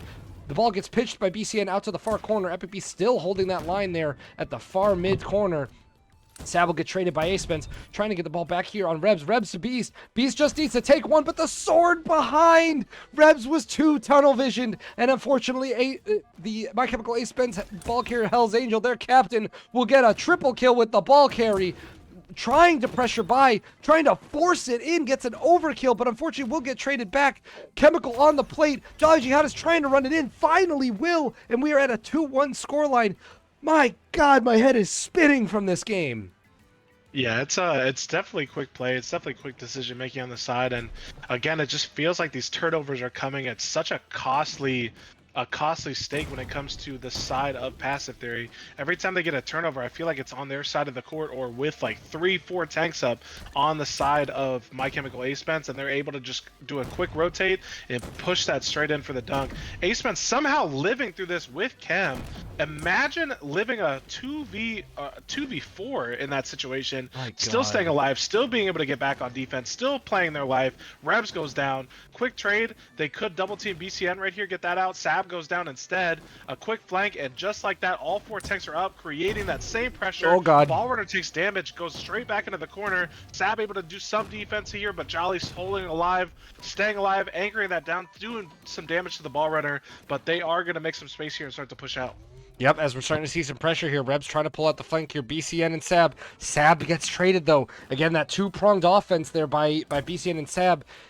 The My Chemical ASpence lineup is just really good at taking care of one of those and then collapsing on the ball real fast. They are prepared for whenever something breaks. They know who died, they know who to fill in for, and they know exactly where to go to keep on that space. But as I'm saying that, BCN Sab, triple boost there by My Chemical ASpence. A lot committed there onto the Sab BCN line as the BCN trying to hold space here. Sab trying to hold space, dies. Unfortunately, BCN trying to hold the space here. BCN takes the sword, takes the hammer.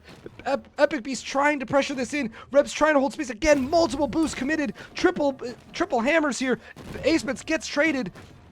There is just so much pressure, so much space. I mean, to the credit of My Epic Beast, too, we God. give him a lot of slack for holding on to the ball too long, but I think he single-handedly almost kept that play alive. The way he was able to dodge in and out of the fight, like that's IQ ball running. I know we've given him a lot of slack from his turnovers, but like Epic Beast is still a great runner. Absolutely. The way he's able to hold space, even in the face of a Spence, a Chem, a Hells, all of these tanks that are running his team through right now is impressive, and able to get them not one but 2 full resets. They just weren't able to make it work on the push. The main thing I said going into this was we needed Epic Beast to avoid the costly turnovers and kind of get the head on straight, and I can certainly say this is a different gear from Epic Beast than we were seeing in the NCOT match. Instead, ball turnover, just a straight up turnover against Sab. That did not go the way that they were planning, and so Sab, it looks like now Epic Beast, yep, Epic Beast has the ball. Sab gets the trade here with an overkill. Man, if you had more tanks up ahead, that might have turned into a score, but as I say that, Reb's going to fill right in, get a double kill here, looking for potentially a triple. Sab BCN line here, trying to push in from the mid space. BCN dashing forward, doesn't get the kill on Hell's Angels, going to reset this play all the way back. This is one thing I can say I've seen from this team, seen against Hell's Angels' team, is that when it rains, it pours. And that tank lineup, they'll get one kill and immediately get 1, 2, 3, and completely reset your tank line. If you're not careful, they could easily get the turnover. But Passive Theory seems to have kind of found this kind of alternate gear where they're able to play to either side of the field, and even if a turnover happens, they're able to take advantage of mistakes that are being made by a very, very, very aggressive My Chemical ASpence lineup. Yeah, and again, I mean, Hell's kind of highlighting the in and out plays of that, but taking on 2 swords, maybe not. Might see a quick play here. Quick dot. Oh, if they're able to get the refrag on that last punch, that is an absolutely disgusting score, which you've seen Hell's pull up not once but multiple times throughout this league play so far this season. But Yellow able to quickly clean it up. Rebs on the flank right now, creating a lot of pressure. BCN doing his best to stay alive. Even gets the double. Pulls out a double kill, and it's a massive double kill at that. ASpence refragging right now, getting the kill right now. Sab able to come up. Reb's still alive, but gets traded out, and it's looking like a pushback to the side of Yellow, trying to stay alive, trying to keep that momentum up, because against this team, you need every second of momentum that you can get. Again, BCN on the hard flank, might see a pass play here. Goes for the refrag. Oh, we see the pass play, but it's not there. With 4 respawning, and Epic Beast just staying alive and spawn for no reason. Should hopefully get traded out here and help rotate back to his team, which we see Rebs with an attempted sword, but not able to connect, and Yellow back on defense. Absolutely. I will say, like I said, Epic Beast is playing in a completely different gear this game, but you can play at your highest gear and still be 3 gears below the opposing squad. If that had worked, I'd have lost it, because that was an insanely aggressive play. Forced 2 betrayals. BCN does manage to get the ball back. Honestly, it's good for the league that didn't work, because that would have been disgustingly aggressive and totally, like, undeserved, if I'm honest, because that would have just been a complete mistake by the Passive Theory lineup. ASpence sword, just as good apparently as Reb's sword, goes right over to Hell's Angel now with the ball carry, as they've left one behind. Epic Beast getting left in the dust here. Does get the sword on ASpence. Fantastic play. Ball getting pitched out to Chemical here on the far side. Chemical trying to play defense on the ball here. Maybe pitch it back out to Jolly Jihadist. No, he's going to pitch it right back to Hell's Angel, who unfortunately had just swung, so he wasn't able to grab the ball. Ball sails over his head. We are still stuck in this extremely high pressure, high octane scenario, and they just can't get the ball in. Does the sword get it? No, it does not, but Chemical is there for the refrag, and it will bring us to a 3-1. If you put enough pressure on these teams, they will crack, and Hell's Angels team is taking full advantage. I was about to say, if there's one team that's going to put endless amounts of pressure on you on offense or defense, it is this team. With the way that, I mean, look at the stat lines right now. Chem finally heating up, going positive 13 right now. ASpence on the positive 23, and then you got Jolly hanging in there at 36.51. Hell's also positive with a positive 11 right now, and it's just it's a clinic right now. Absolutely. Epic Beast, BCN, Reb, Sab trying their best to stay alive, but just losing balls at the worst place, losing turnovers on plate, losing the sloppy free-for-all chaos that comes with it. Again, just like that, a nasty ball carrier kill. Somehow managed to hang on to that, rotate to the left side, but still pressure from ASpence and Chem. My God, yeah, like you said, looking at the stat lines, it's clear who's supposed to be winning and is currently winning, but at the same time, like, if they didn't have the clutch factor of these vet players that are on their team for Passive Theory, this game would be over already. But instead, the bleeding gets stemmed. It takes longer for the game to actually complete here, because they're really making My Chemical ASpence work for it. It may be a 3-1 scoreline, and there's a turnover there. Maybe what I'm saying here is just a caster curse, as Jolly Jihadist will get the ball. Unfortunate kills there. I think there might have been a betray at the plate, and Jolly Jihadis will walk it right in with the boost. 4-1. We might be seeing a 5-1 scoreline here. Man, the scoreline is not telling the story that we are actually seeing on the court right now, though. I mean, the story of the night really should be the ASpence story of the night, where it's the redemption arc. It's his get back. He's getting his licks. He made it very clear that he was getting his licks, and he's taking all of that frustration out on this team right now. We got a quote from him before the game, and all he said was "Noonties, Troonties, Soonties." That is the quote that he's living by on the court right Wise now. words. And he is absolutely slamming as Hells takes a quick look and is in for the goal. And that is the wrap up. That's how it ends. This series, and that's how we ended on the Noonties, Troonties, Soonties. Noonties, Troonties, Soonties. Better words have never been spoken. Wiser words have never been spoken. That is the one of the many on My Chemical ASpence, his namesake, attributed to the team with Chemical. My God, like I was saying, like I have to wonder if it just wore them out. It just wore Passive Theory out. This is their first 2 series. They back-to-back them on a double header of their first games of the entire season, and I gotta say hats off to them for holding out as long as they did. That second match lasted double the time of the first one. And absolutely, it was fantastic. I will say, Epic Beast found another gear. If he can play like that against all the other squads in the league, suddenly this team is a contender for second place. Because as we've seen, we just saw Kem say it in chat too. Is they're already saying see you in playoffs. This team is going to be disgusting the more games that they get under their belt. This team's first night. It's their first rotation. They haven't really scrimmed a lot. They haven't really practiced together a lot. They don't really know how they play off of each other. And very, very quickly and in game, in combat, they were able to figure that out. So I think we start to see a drastically different team as this team progresses, gets more comfortable, and understands the roles of each player on the team. Absolutely.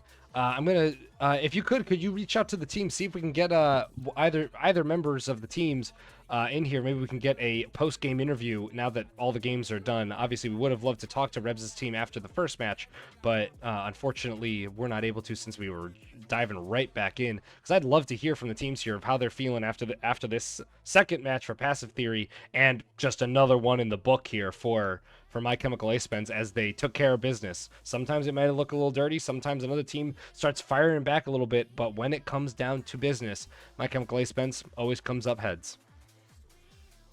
Yeah, I mean that's kind of the story for where it is so far, and they've obviously made very, very quick work of these teams as they move through almost all. I'm pretty sure this team has played almost all of the teams that they have to play so far. I think they only have about 2 or 3 games left on the season, and just made light work at every team. As somebody, I mean, we've both gone up against them so far. Our first, me personally, my team's first match against them lasted I feel like 45 minutes. And the second match ended in less than 5. They blew us out. So it's one of those, like you said, a war of attrition where it's how long can each team hang in, and this team is just relentless when it comes to playing the aggression level, the way they're able to float in and out. All of the things that they put together on this team is just a lot to deal with for any of the younger teams or the still developing teams. So it's insane. Yeah, absolutely. And I'm getting in touch here with the 2 captains, see if we can get anyone in here.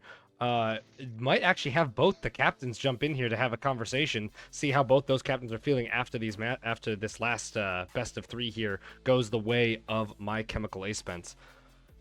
So let's see if we can get them in here.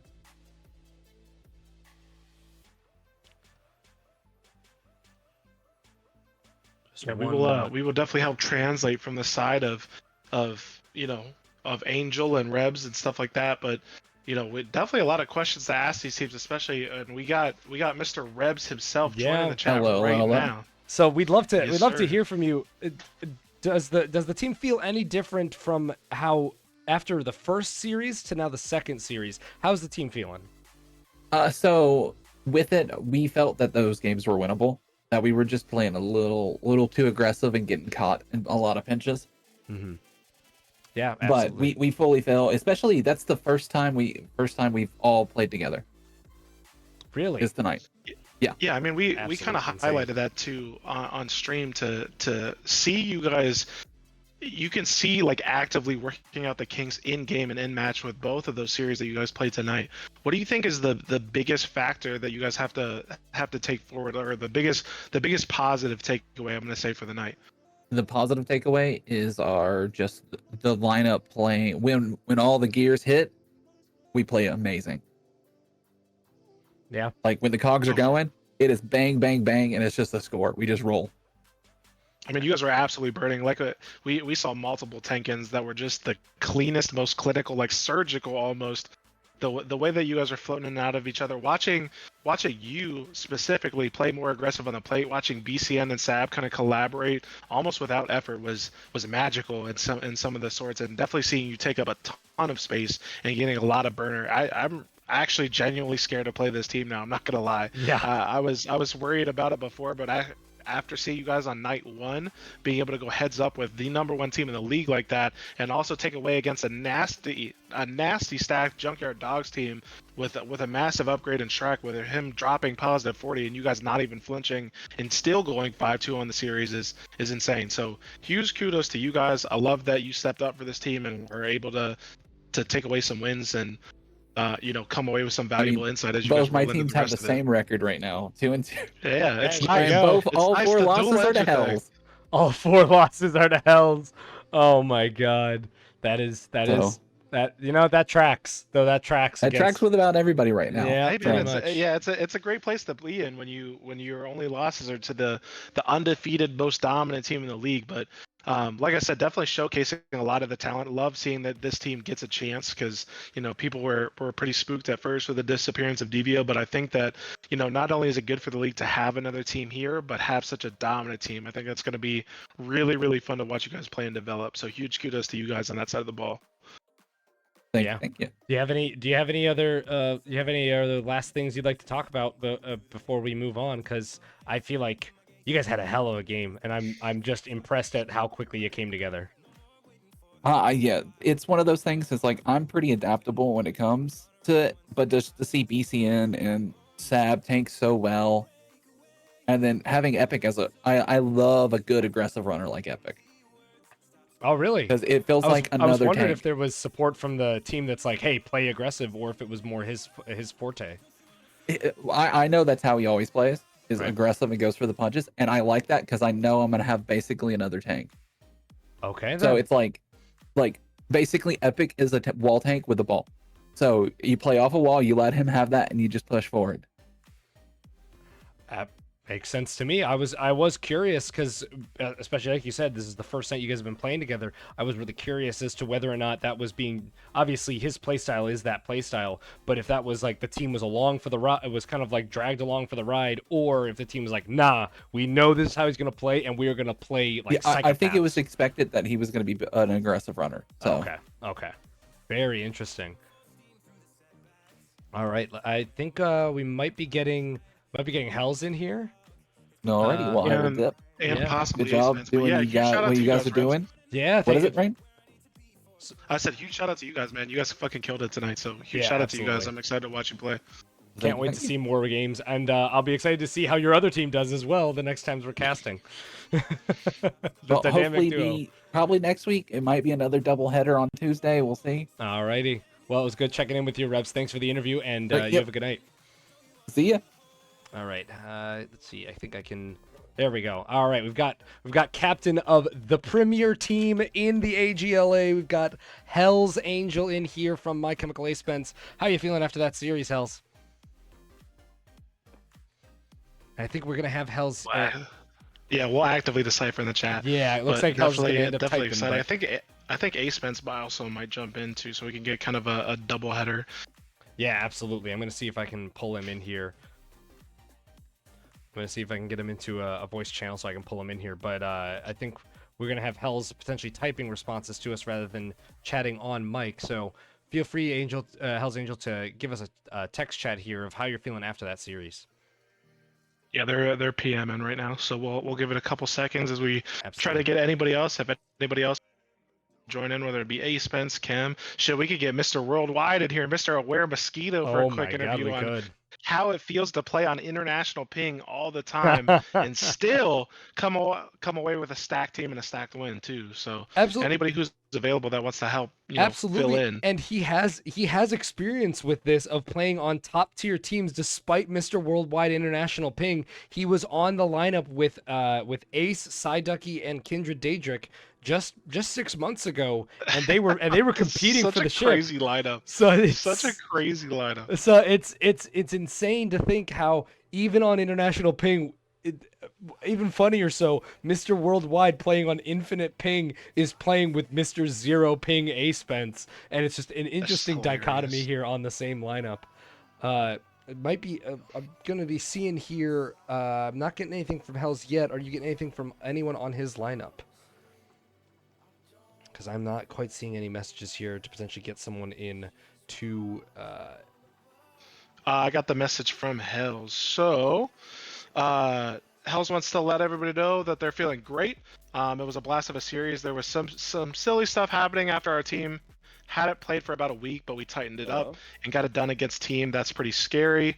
That had us on their toes. So obviously they definitely respect the play that came out of the team that they played tonight, and I think all of us can say the same thing, where we really didn't know what to expect from a team that basically got revived from the dead, but it ended up putting on a good fight and putting on a good show. But, Absolutely. Looks like we're actually. I was gonna say we're basically getting the whole team here. We're getting the core three that played for both games in this series. I'll toss it up to ASpence first. ASpence, your Rain might be able to quote it here. We heard some wise words of yours. That was your quote coming into the games here. How are you feeling about that quote now coming out of the series 2-0? Noonties, Trunties, Soonties. Yeah, dude. Noonties, Trunties, Soonties. I told you, man. I told you you're gonna nuke that shit. Came in and won. Trying to keep the classic. Can't let them score more than 3 on them. Yeah, that's the mission. You know that Hell's put that as the mission? Isn't that crazy? That's the season mission. Yeah. If we defy that, we're gonna quit. Oh hell yeah! So if you win, I was gonna say if you win 5-4, then you guys are gonna seed the season. I'm getting a hard not true. I'm getting a hard not true from Hell's Angel. He's saying, quote, not true. I did not say that last part. So we might have a bit of discord in the My Chemical ASpence lineup. We might see some losses coming in the future because it seems that they're not on the same page. Separation that we could get, but Kem, how are you feeling after that game? You look like trash the first game as somebody who was your former partner and your former student, but that game 2 you definitely heated up and started dropping nukes on people. So how do you feel? I feel like we corrected a lot of our mistakes and started to pull together as a team in the later half of the first game and the second game. Did you guys ever feel like you were actually a bit on the ropes there? Because it looked like that Passive Theory actually kind of found a new gear there in the first game, and it seemed like they kind of had you guys on the back foot a few times there. Or was that just some happy gaming, you guys finally finding your gear into the second game? Do you want that, or should I? Up to you. I can answer how I would answer that. So I was getting flashbacks from season 4. Rain, you might remember when we were playing with Cosmos. Hell yeah. We were just farming So the fuck out of everybody and losing every game. I felt like we were too aggressive. We were getting a lot of kills, but we weren't really positioned as well as we could have been. And I felt like that played a role in us not winning faster. Absolutely. And Hell's weighing in here, always confident that they'd get it done, but definitely developed their pushes really well and were giving us a rough time. Yeah, because they were always in position. Yeah. There was never a point where they were out of position. Yeah, I was going to say there were multiple hammer stops there right at the plate. The double stop by Sab, or maybe it was BCN, right when you guys were about to score. I was losing it because I thought you guys had that dead to rights. We've yet to see up until now in this season someone put you guys kind of on the ropes there for the first couple games. But as it wore out, it did seem like that the war of attrition weared in your favor as you finally took it away in game 2. Do you guys feel like you're kind of playing super aggro to kind of push people into a corner, or that you guys just know that you'll out tank them, and so in the war of attrition you'll end up winning anyways? Which way do you kind of characterize your gameplay? So I'll take it from here. Go for it. So it's not necessarily a war of attrition aspect. So our team is, as many like to believe, and as you've also proven, the most dominant, aggressive tanking force this season. Yeah, and so far there hasn't actually been a team other than the one that we admin made, which was today's team, because Rebs was never originally supposed to be on that team, but then it was just one of those like all the admins approved. So someone had to fill in for the coach. Let's just run it because it was technically supposed to be Frenzy. Frenzy was supposed to be the DVO, or just having no one because they already have a solid roster as is with Ducky, Beast, BCN, and Sab. But what have you? They need someone to be able to take over captaining dedicatedly rather than having the old admins. And Rebs was the man for the job. But our team's like whole strategy is to just run you down, be as oppressive as possible. Like I said, this being the only team that actually could give us a struggle, there's been no team that could properly expose any of our flaws. Oh, I love until it. this I'm one. Here for it. Right? Yeah. And so with having that small expose as you've seen where you thought like, uh-oh, they're put us on the ropes and such, that gave us the opportunity to quickly, well, I guess also to my surprise for how quickly we're able to auto-adjust on the fly to that level of reverse oppression. It helped us recognize what we needed to work on and what we need to start dedicating to, like hitting the switches mid-game, because you always have to be dynamic. You can't just be one play style the whole time. That doesn't work. That's stupid. Yeah? But, it helped us realize that we need to still maintain some dynamic gameplay, some dynamic flow to our style, and always be capable of reacting when we need to and increasing the quality of our comms. Because one of the things that I know that we've been doing, and I know for a fact most of these fucking teams aren't doing, is effectively calling out who is rapping or who or what is in what position, and whether they, as the individual player making the call out, which is generally the one who's closest to said individual, either A, knows that they can fight the 1v1 or hold them off, or B, knows that they can't, and then effectively communicates that to the team so that the correct person does come in to hold the 1v1 or hold them off, right? I know I'm going on a little tangent, a little rant, but yeah, this is the only team that helped us kind of recognize what we need to work on while playing in order to maintain our flexibility and dynamic gameplay to remain as the dominant force this season. So kind of pivoting off of that, you kind of highlighted just a little bit of my next question in that statement is obviously you talked about like communication. So I think a big question that a lot of people have, as most of us haven't played with Hell specifically, is how are you guys able to maintain like that dominance on the field when you have somebody who, I know Hells communicates a lot via text chat or whatever, but is silent during the game. And you guys make it look so natural on and off the court as to how you guys are able to maintain pressure.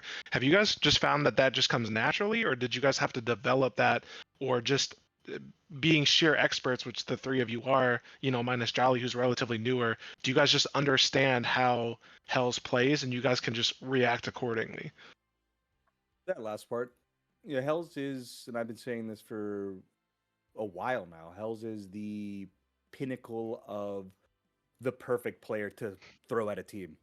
They are the most dynamic when it comes to filling their role. Yeah. Even without them communicating vocally, they can communicate with pings and through typing. Mostly in game, it's usually pings, right? Sure. You don't really need to hear them say anything, as they know how to properly alter their gameplay to fulfill the role on the fly. You also have me screaming the whole fucking time, and then Chemical bantering in here and there, Jolly doing his little holy olios and aware complaining a little bit. But the comms are always flying, always blasting. There's always communication going, always information being displayed. Here's this player, there's that player, we need this, we need that, rap, watch out, boom, boom, boom. Yeah. Sure. We're never really missing a beat when it comes to communication, even without Hells talking. That's wild in terms of a lineup, because typically, having that 4-person comm is typically so important, and it's very interesting to see a lineup find success without having the captain out of all people, and specifically the ball carrier, be very quiet on the lineup and still find amazing success. It is a testament to the kind of lineup that you guys have going for you. I don't have any. I don't think I have anything else left. Did you guys have any last statements you want to say before we go to the end of the stream tonight, as you guys will extend again to an even further victory streak here, where I think, if I'm not mistaken, obviously undefeated. So I believe, is that 4 straight series, or is that 3 straight series now that you guys have taken? What do you guys have left? What do you guys have as a send-off here for other teams to be thinking about as they will go against you later on in the series? Really quick before that, I had just asked Hells, and I'm sure the answer is the same for all of you guys, as you kind of highlighted in the. But I asked Hells, if there's 2 teams or 1 team that you guys are excited to play again, for the rest of the season, or looking towards playoffs now that you guys are done basically with your entirety of your season. As to who you'd look forward to going a best of 5 with in the finals. And Hell's made it very clear that this is already the team that they want to see in the finals, that they want to go a best of 5 with. Said that again, they'd have to see that team. Honestly, this is one of their first nights on, and you can already see how intelligent they play and the skill of each other plays on that team and the synergy that they're able to form, and that they think that they'll grow a lot from tonight. So it'll be really interesting in a 4 straight series. And I'm assuming that ASpence, Chem, you guys would agree with that. 100%, Yeah, dude. agree with that. This is the hero team, the team designed by the admins to combat the bully team, the kryptonite, the evil man. Yeah, man, they're liars. They're filthy cheaters. Yeah, dude. They gotta be fucking. You gotta lead into the villain arc, man. Sins. Yes, gotta have a hero, gotta have a villain. So we appreciate that you guys are willing to take that villain role and just push it to the farthest extent possible. Really give us a good way of having a narrative for these games and making it so that we really can get everyone against you, and then you still dash their hopes. I mean, I was gonna ask as a favor if Ken would get back on Marvel Rivals, but I think at this point with this team, it doesn't really matter. He could disappear, and you guys would still be as dominant. So, yeah, I mean that's you guys. Huge shout out and huge kudos to you guys for playing at such a high level, and really demonstrating through these live streams, how it's done, showing the kids at home, one day that we could be you when we grow up. So huge kudos to this team. We're excited to watch you guys play some more. But yeah. Yeah, thank you very much for the interview, guys. You guys have a good night, and thank you very much for. Oh, go ahead. Wait. No, don't give him any final comments. He's gonna talk shit. No, I'm not. When is your next game? Either of you. My next game keeps getting rescheduled, so I'm not sure. It'll happen sometime this week. Wait, which team are you on? I'm on Scullin's lineup. So Scullin's lineup's supposed to have a game. We were supposed to have a game yesterday. That it was supposed to be today, and now it's supposed to be Wednesday. Who's supposed to be against? I believe Rebs' original lineup. So Rebs' original team. Interesting. Now, have you guys already played DVO? No, we have not played DVO's lineup. The new Rebs lineup? The new Rebs lineup. You think it'd be that's possible I'm pretty sure that's our next game. I'm pretty sure that's our next game coming up for Lux's team. So. Yeah, I believe like clockwork. Yeah, you guys are going to be facing off against them sooner rather than later. When is that going to be? I'm pretty sure that's this week. I'm pretty sure it's this upcoming weekend. Yep, okay. I'm looking at it here, and I do see. Sure. Oh, actually, no, I don't see Lux lined up against DVO this upcoming week. I see. Hell's team is supposed to go against DVO's lineup, which just happened, but DVO's lineup is going up against next week, gonna go up against Deathcrawler. They have a game against Encot's team to make up, and a game against. Oh, I guess they have a game against Lux's team. No, they already did that one. Yeah. I think you could easily play against the new Rebs team, the Rebs DVO team tomorrow, instead of Rebs' previous team. Oh, it depends on availability. So I'm pretty sure this team that we just played, the Rebs team, or the DVO team, I'm pretty sure they are available tomorrow.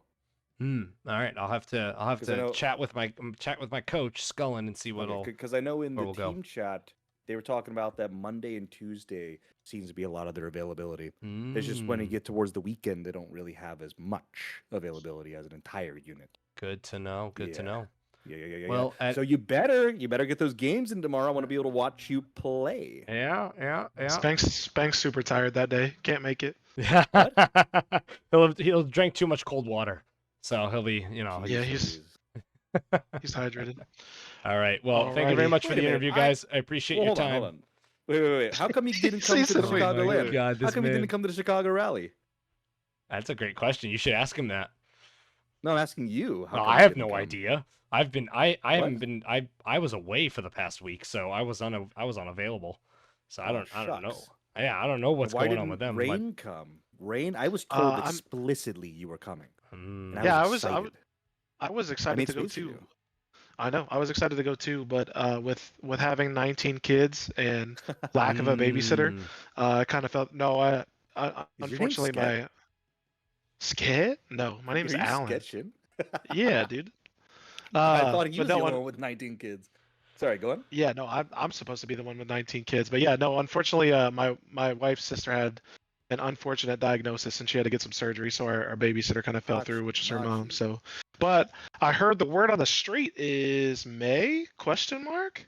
Correct. We're looking to do it May 1st, Saturday, May 1st of 2027. ooh, Same Tease. place, same spot. Yeah. Dude, interesting. we could have. That'll be have so fun much fun, for dude. It was people to so look cool. forward to. Maybe we'll have Yeah, a it sounds bigger like turnout. I mean the pictures that you It was guys such a had it was were such a good time. an dude. absolute blast. So, Oh my god, you guys are gonna love it. It's so much fun. All right. Well, hell yeah. for at least for tonight, we're gonna sign off on that. Hopefully, No, we no, will let me have. keep wasting your time. No, No, you hold can't on. do that. So No, this is hopefully- the No, Spence you don't need stream to now. leave, dude. You don't need to leave. You have more Yeah, time. And you want let's- to play a little well. custom? You play a little matchmaking? Dude, I know you do. I want to hear from you guys. If you had to What? give me your top 5 in the league in order from first to fifth. Whoa, what do you Top mean? 5 teams. Who are Teams? the Top top five five What? teams? Out of the teams that are in the league, who are the top 5 teams? From You know who first to your fifth. first is, but But dude, I haven't played every team. I can't answer. Just from eyeballing, you got the is this experience. You is can this, eyeball is it. this man telling me he hasn't been watching every single stream of us streaming these games? No, Oh, no, I usually don't. Couldn't Nah, be he him. doesn't care. He's every Don't give a team is shit. free for them. No, I'm Sure. like, I don't know, man. I'm too busy to be able to watch. Okay, my team. I feel like Your top I five, feel top like in the any team we order? just Oh, you got played this, is you got top 3. all right, all Hit it right. with the top 5. Go. Actually, on. let's talk our shit. Spence, you do the top 5, and then Kem, I'm gonna have you do the bottom 3 from last Ooh. to The bottom 3. Okay, let me bottom pull them up bottom then. 3 that you think are free. Fuck, I'm looking at teams right now. Are you saying top 5 All right, well, in your order team. of best to worst? Shut up, Kem. We're already done with this. Can we got the wrap bottom up the 3 stream first? now? Can we, I'm can done we with this, wrap? dude. You want to wrap? Yeah. Yeah, You know, Yeah. He beat our let team him in know. 5 minutes. That's insane. That is a rough one there. I can actually want a I can top certainly 5? say I have not suffered from a 5-minute defeat. That has not happened. True. Do you actually want a top 5? You just Yeah, talking no, shit? I'm being so serious. Oh Jesus. Okay, well, my team, of course, as everything's showing. I mean, that's kind of course. Second best, I'm thinking Devio's team's probably gonna be there, or I guess it's the new Rebs team is probably gonna end up being second best. Rebs 2.0. Okay. Fuck, dude. 3, 4, and 5 is so hard. I will say this. I feel like Deathcrawler's team could be a top 5 or a bottom 5. I don't think they're going to be middle of the pack at all. They're going to be on one end. It's so hard. Death. Death, Shrek, Pop-Tart, and Dylan. I think 3 and 5, 3 through 5 in no particular order is gonna be Death, Encott. Fuck. Scullen. Like Spanx Lux. are doing pretty well. Lux. I'm thinking Lux's team's gonna level I up. was about to say, if you don't put us in the top 5, I'm offended, but I I'm understand. thinking Lux's team's gonna level up. Yeah. And then bottom 3 is the rest. I don't know. Cam bottom 3. Dude, it's I so. don't even know these Yeah. teams. Where can I see the Oh, roster? here I can get you a You got 'em? screenshot here. If you go Dude, it's so into the hard. VC text chat, I'll put the. And then picture there. Angel, question for you: What team besides the Devio team do you think has the most potential for upgrade? And we'll have to see what his response is to Yeah. that. Chem, have Well, you? Hells is typing that. let me fucking interject in front of you. It's so difficult to determine their like the top 8 in this, because like outside of one team that's super dominant, the rest on paper are all pretty even. Yeah. You've actually Like got a pretty I'm even staring at spread these here. team lists, and I actually am having a hard time discerning who is better than who. I actually really like the way that the draft went this season. Besides you guys getting Chem for fucking free, I think it was pretty fair. Yeah. I agree. This is actually the hardest availability. season for me to just judge looking at the list. It's so fucking difficult. What about the availability though? Yeah, shush. Doesn't matter. You know everyone lies. Who gives a shit? Anyway, So it's not even according to Angel, they said that Death's team has a lot of potential, like you guys were talking about on paper, but I'm not convinced that they'll reach it. I actually think that Lux or Reb's team are most likely to make the ship other than DVO's team. Interesting. What do you think, I'd agree with that. Tez? No, I know you're a very opinionated man. You have a lot I can't see the screenshot because I'm on mobile. It Oh, won't allow me to view the chat. That's I just don't I'll have send you the link to the docs. if you go into the season chat in the Discord and then go to the pinned messages, one of the pinned messages is all the rosters. I got you. I'm gonna drop you a link to it. Yeah, no, I would certainly think DVO's lineup, the Rebs 2.0 lineup, definitely looking like the second contender class type team. I don't think, because I've casted a couple of you guys' matches I think now. Avengers team is fucking terrible. I love Avengers. Shout out to Avengers. Yeah, that's fair. Dude, I that's just fair. had beers with Avengers. Yo, Al, I love you. No, I love Big Al too. Yeah, definitely the last series Dude, I casted the there largest was a rough Albert. one. The gargantuan Albert is on a team that Yeah, is dude, gargantuan he's duty. fucking stacked. Yeah, He said absolutely. it's gargantuan duty. Not Al, just the whole team. Rage Who's coming in. his duo was Novice, right? It's a Rage and Novice. Eh.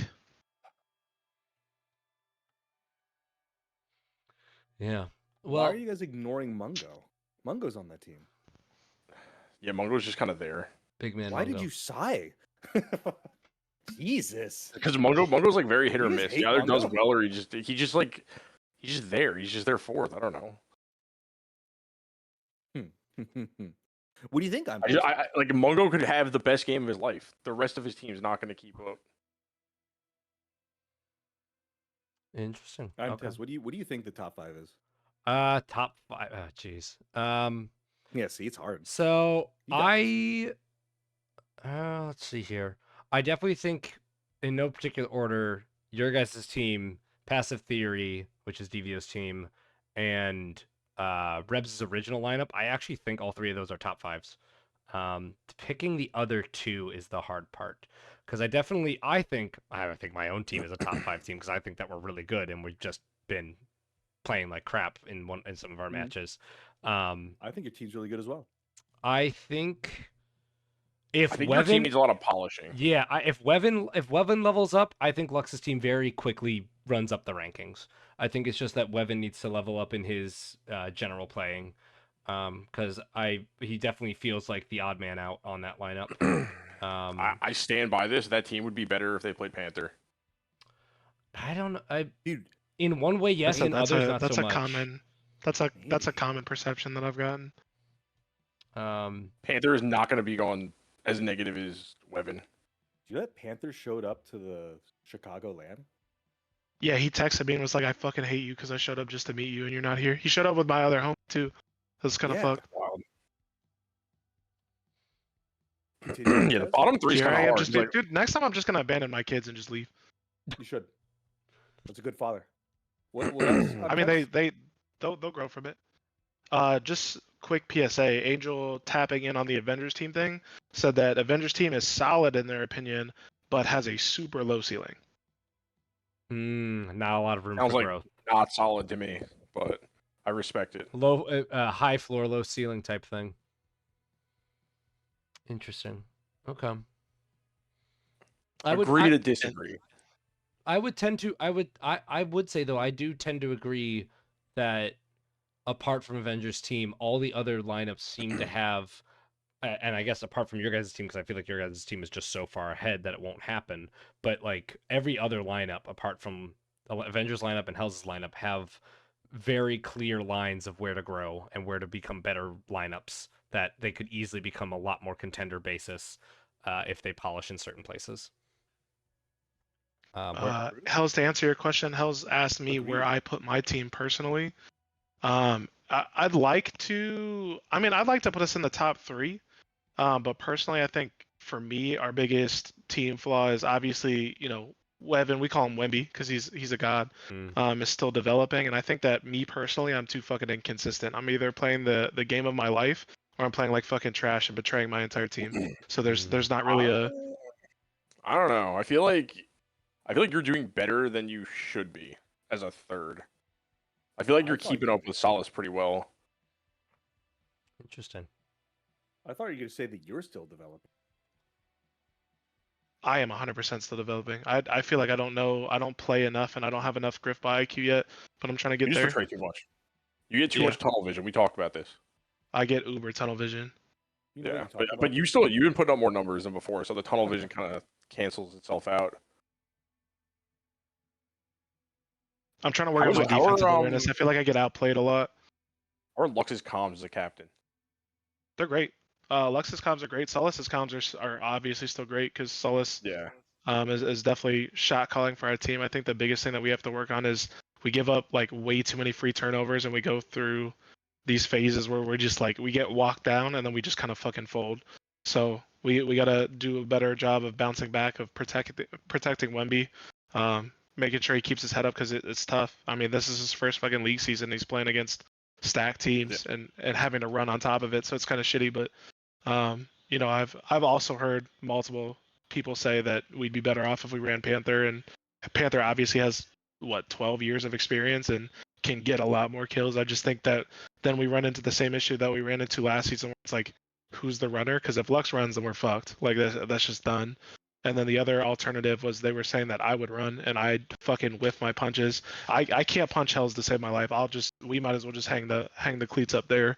So there's a lot of different gaps that we got to fill. But I think that our team is definitely, I would still put us in the top 3 just because I think our tanking power is up there.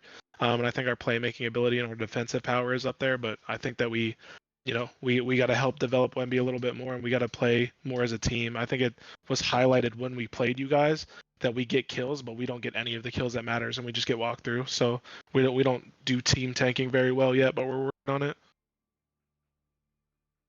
Interesting. I'm super excited to keep watching this DVO team play, though. I think that Rebs going to that team is a massive fucking upgrade. There's a lot of people that don't know how that got signed off on, but I'm happy for him. I think that's fucking sick. Him and BCN control the pace really well on that team. I think that if BCN and Sab continue to lock it in and work with each other, like when all of their pressures that they got on you guys were when BCN and Sab were in lockstep every single time. If they can get Beast to kind of slow down and not go for super aggressive punches on somebody like Hell's Angels of all fucking people, I think that they're going to be fucking disgusting. So I think if they can kind of rotate the pace a little bit better, but like you said, I never once saw them in that game out of position. I never once saw them do something like astronomical or give up super shitty plays. It was just more, unfortunate plays and just getting outplayed. Yeah, they're playing Grifball the way it's meant to be played. Mm-hmm. I don't have anything else. Well, then on that note, we'll close up the stream here and for the night. And thank you everyone for watching on AGLA's next games here. Hopefully we will have, I believe it is, like I said, Scullin's team versus Rebs' original lineup, or potentially Scullin's team versus DVO's lineup, Rebs 2.0. Real quick question, Tez. Yeah. We had one final question from Angel before you wrap up. Sure. They said, who do you want to play round 1 of playoffs? Who do you think is getting the smoke from your team? Avengers team. He said we'll take free fast. That's insane. Jeez. Hey, dude, I want a deep. I need a mental booster. I need a mental booster in the first round so that I build up. I don't want to get clapped by these guys in round one. They just can't kill anything. That's their problem. Like they're not even a bad team. Like they know how to play. They have the synergy. They just cannot kill anything. And there comes a point where Right. You have to be able to kill things. Right. Wait, you just reminded Hells, me to of answer your question, I want the dogs. Give me Steve first round. I need that. We went best of 3 in that series, and I want it to be a 2-0. So give me the dogs. Wait, but before you cut out, you actually reminded me. So there's and I'm not gonna speak on it, but it's a little teaser. There is word on the street in the shadows of the Sharaki Caves. Talk of a new league coming. Ooh. Something that's actually much different than how we do it now. Something that is a bit more interesting. Grifball's so back, baby. This is the year. Grifball's so back. Dude, I'm having fun. Excited I like that everybody's getting involved. So excited to Grifball. I can't wait for them to make the announcement on what they're doing. But stay tuned. It's coming up soon. So back. All right. You heard it here first. You heard it here first. Then on that note, keep tuned in to the AGLA for any news as well as the upcoming games. We will see you back here for the next matches. Thank you very much and have a good night.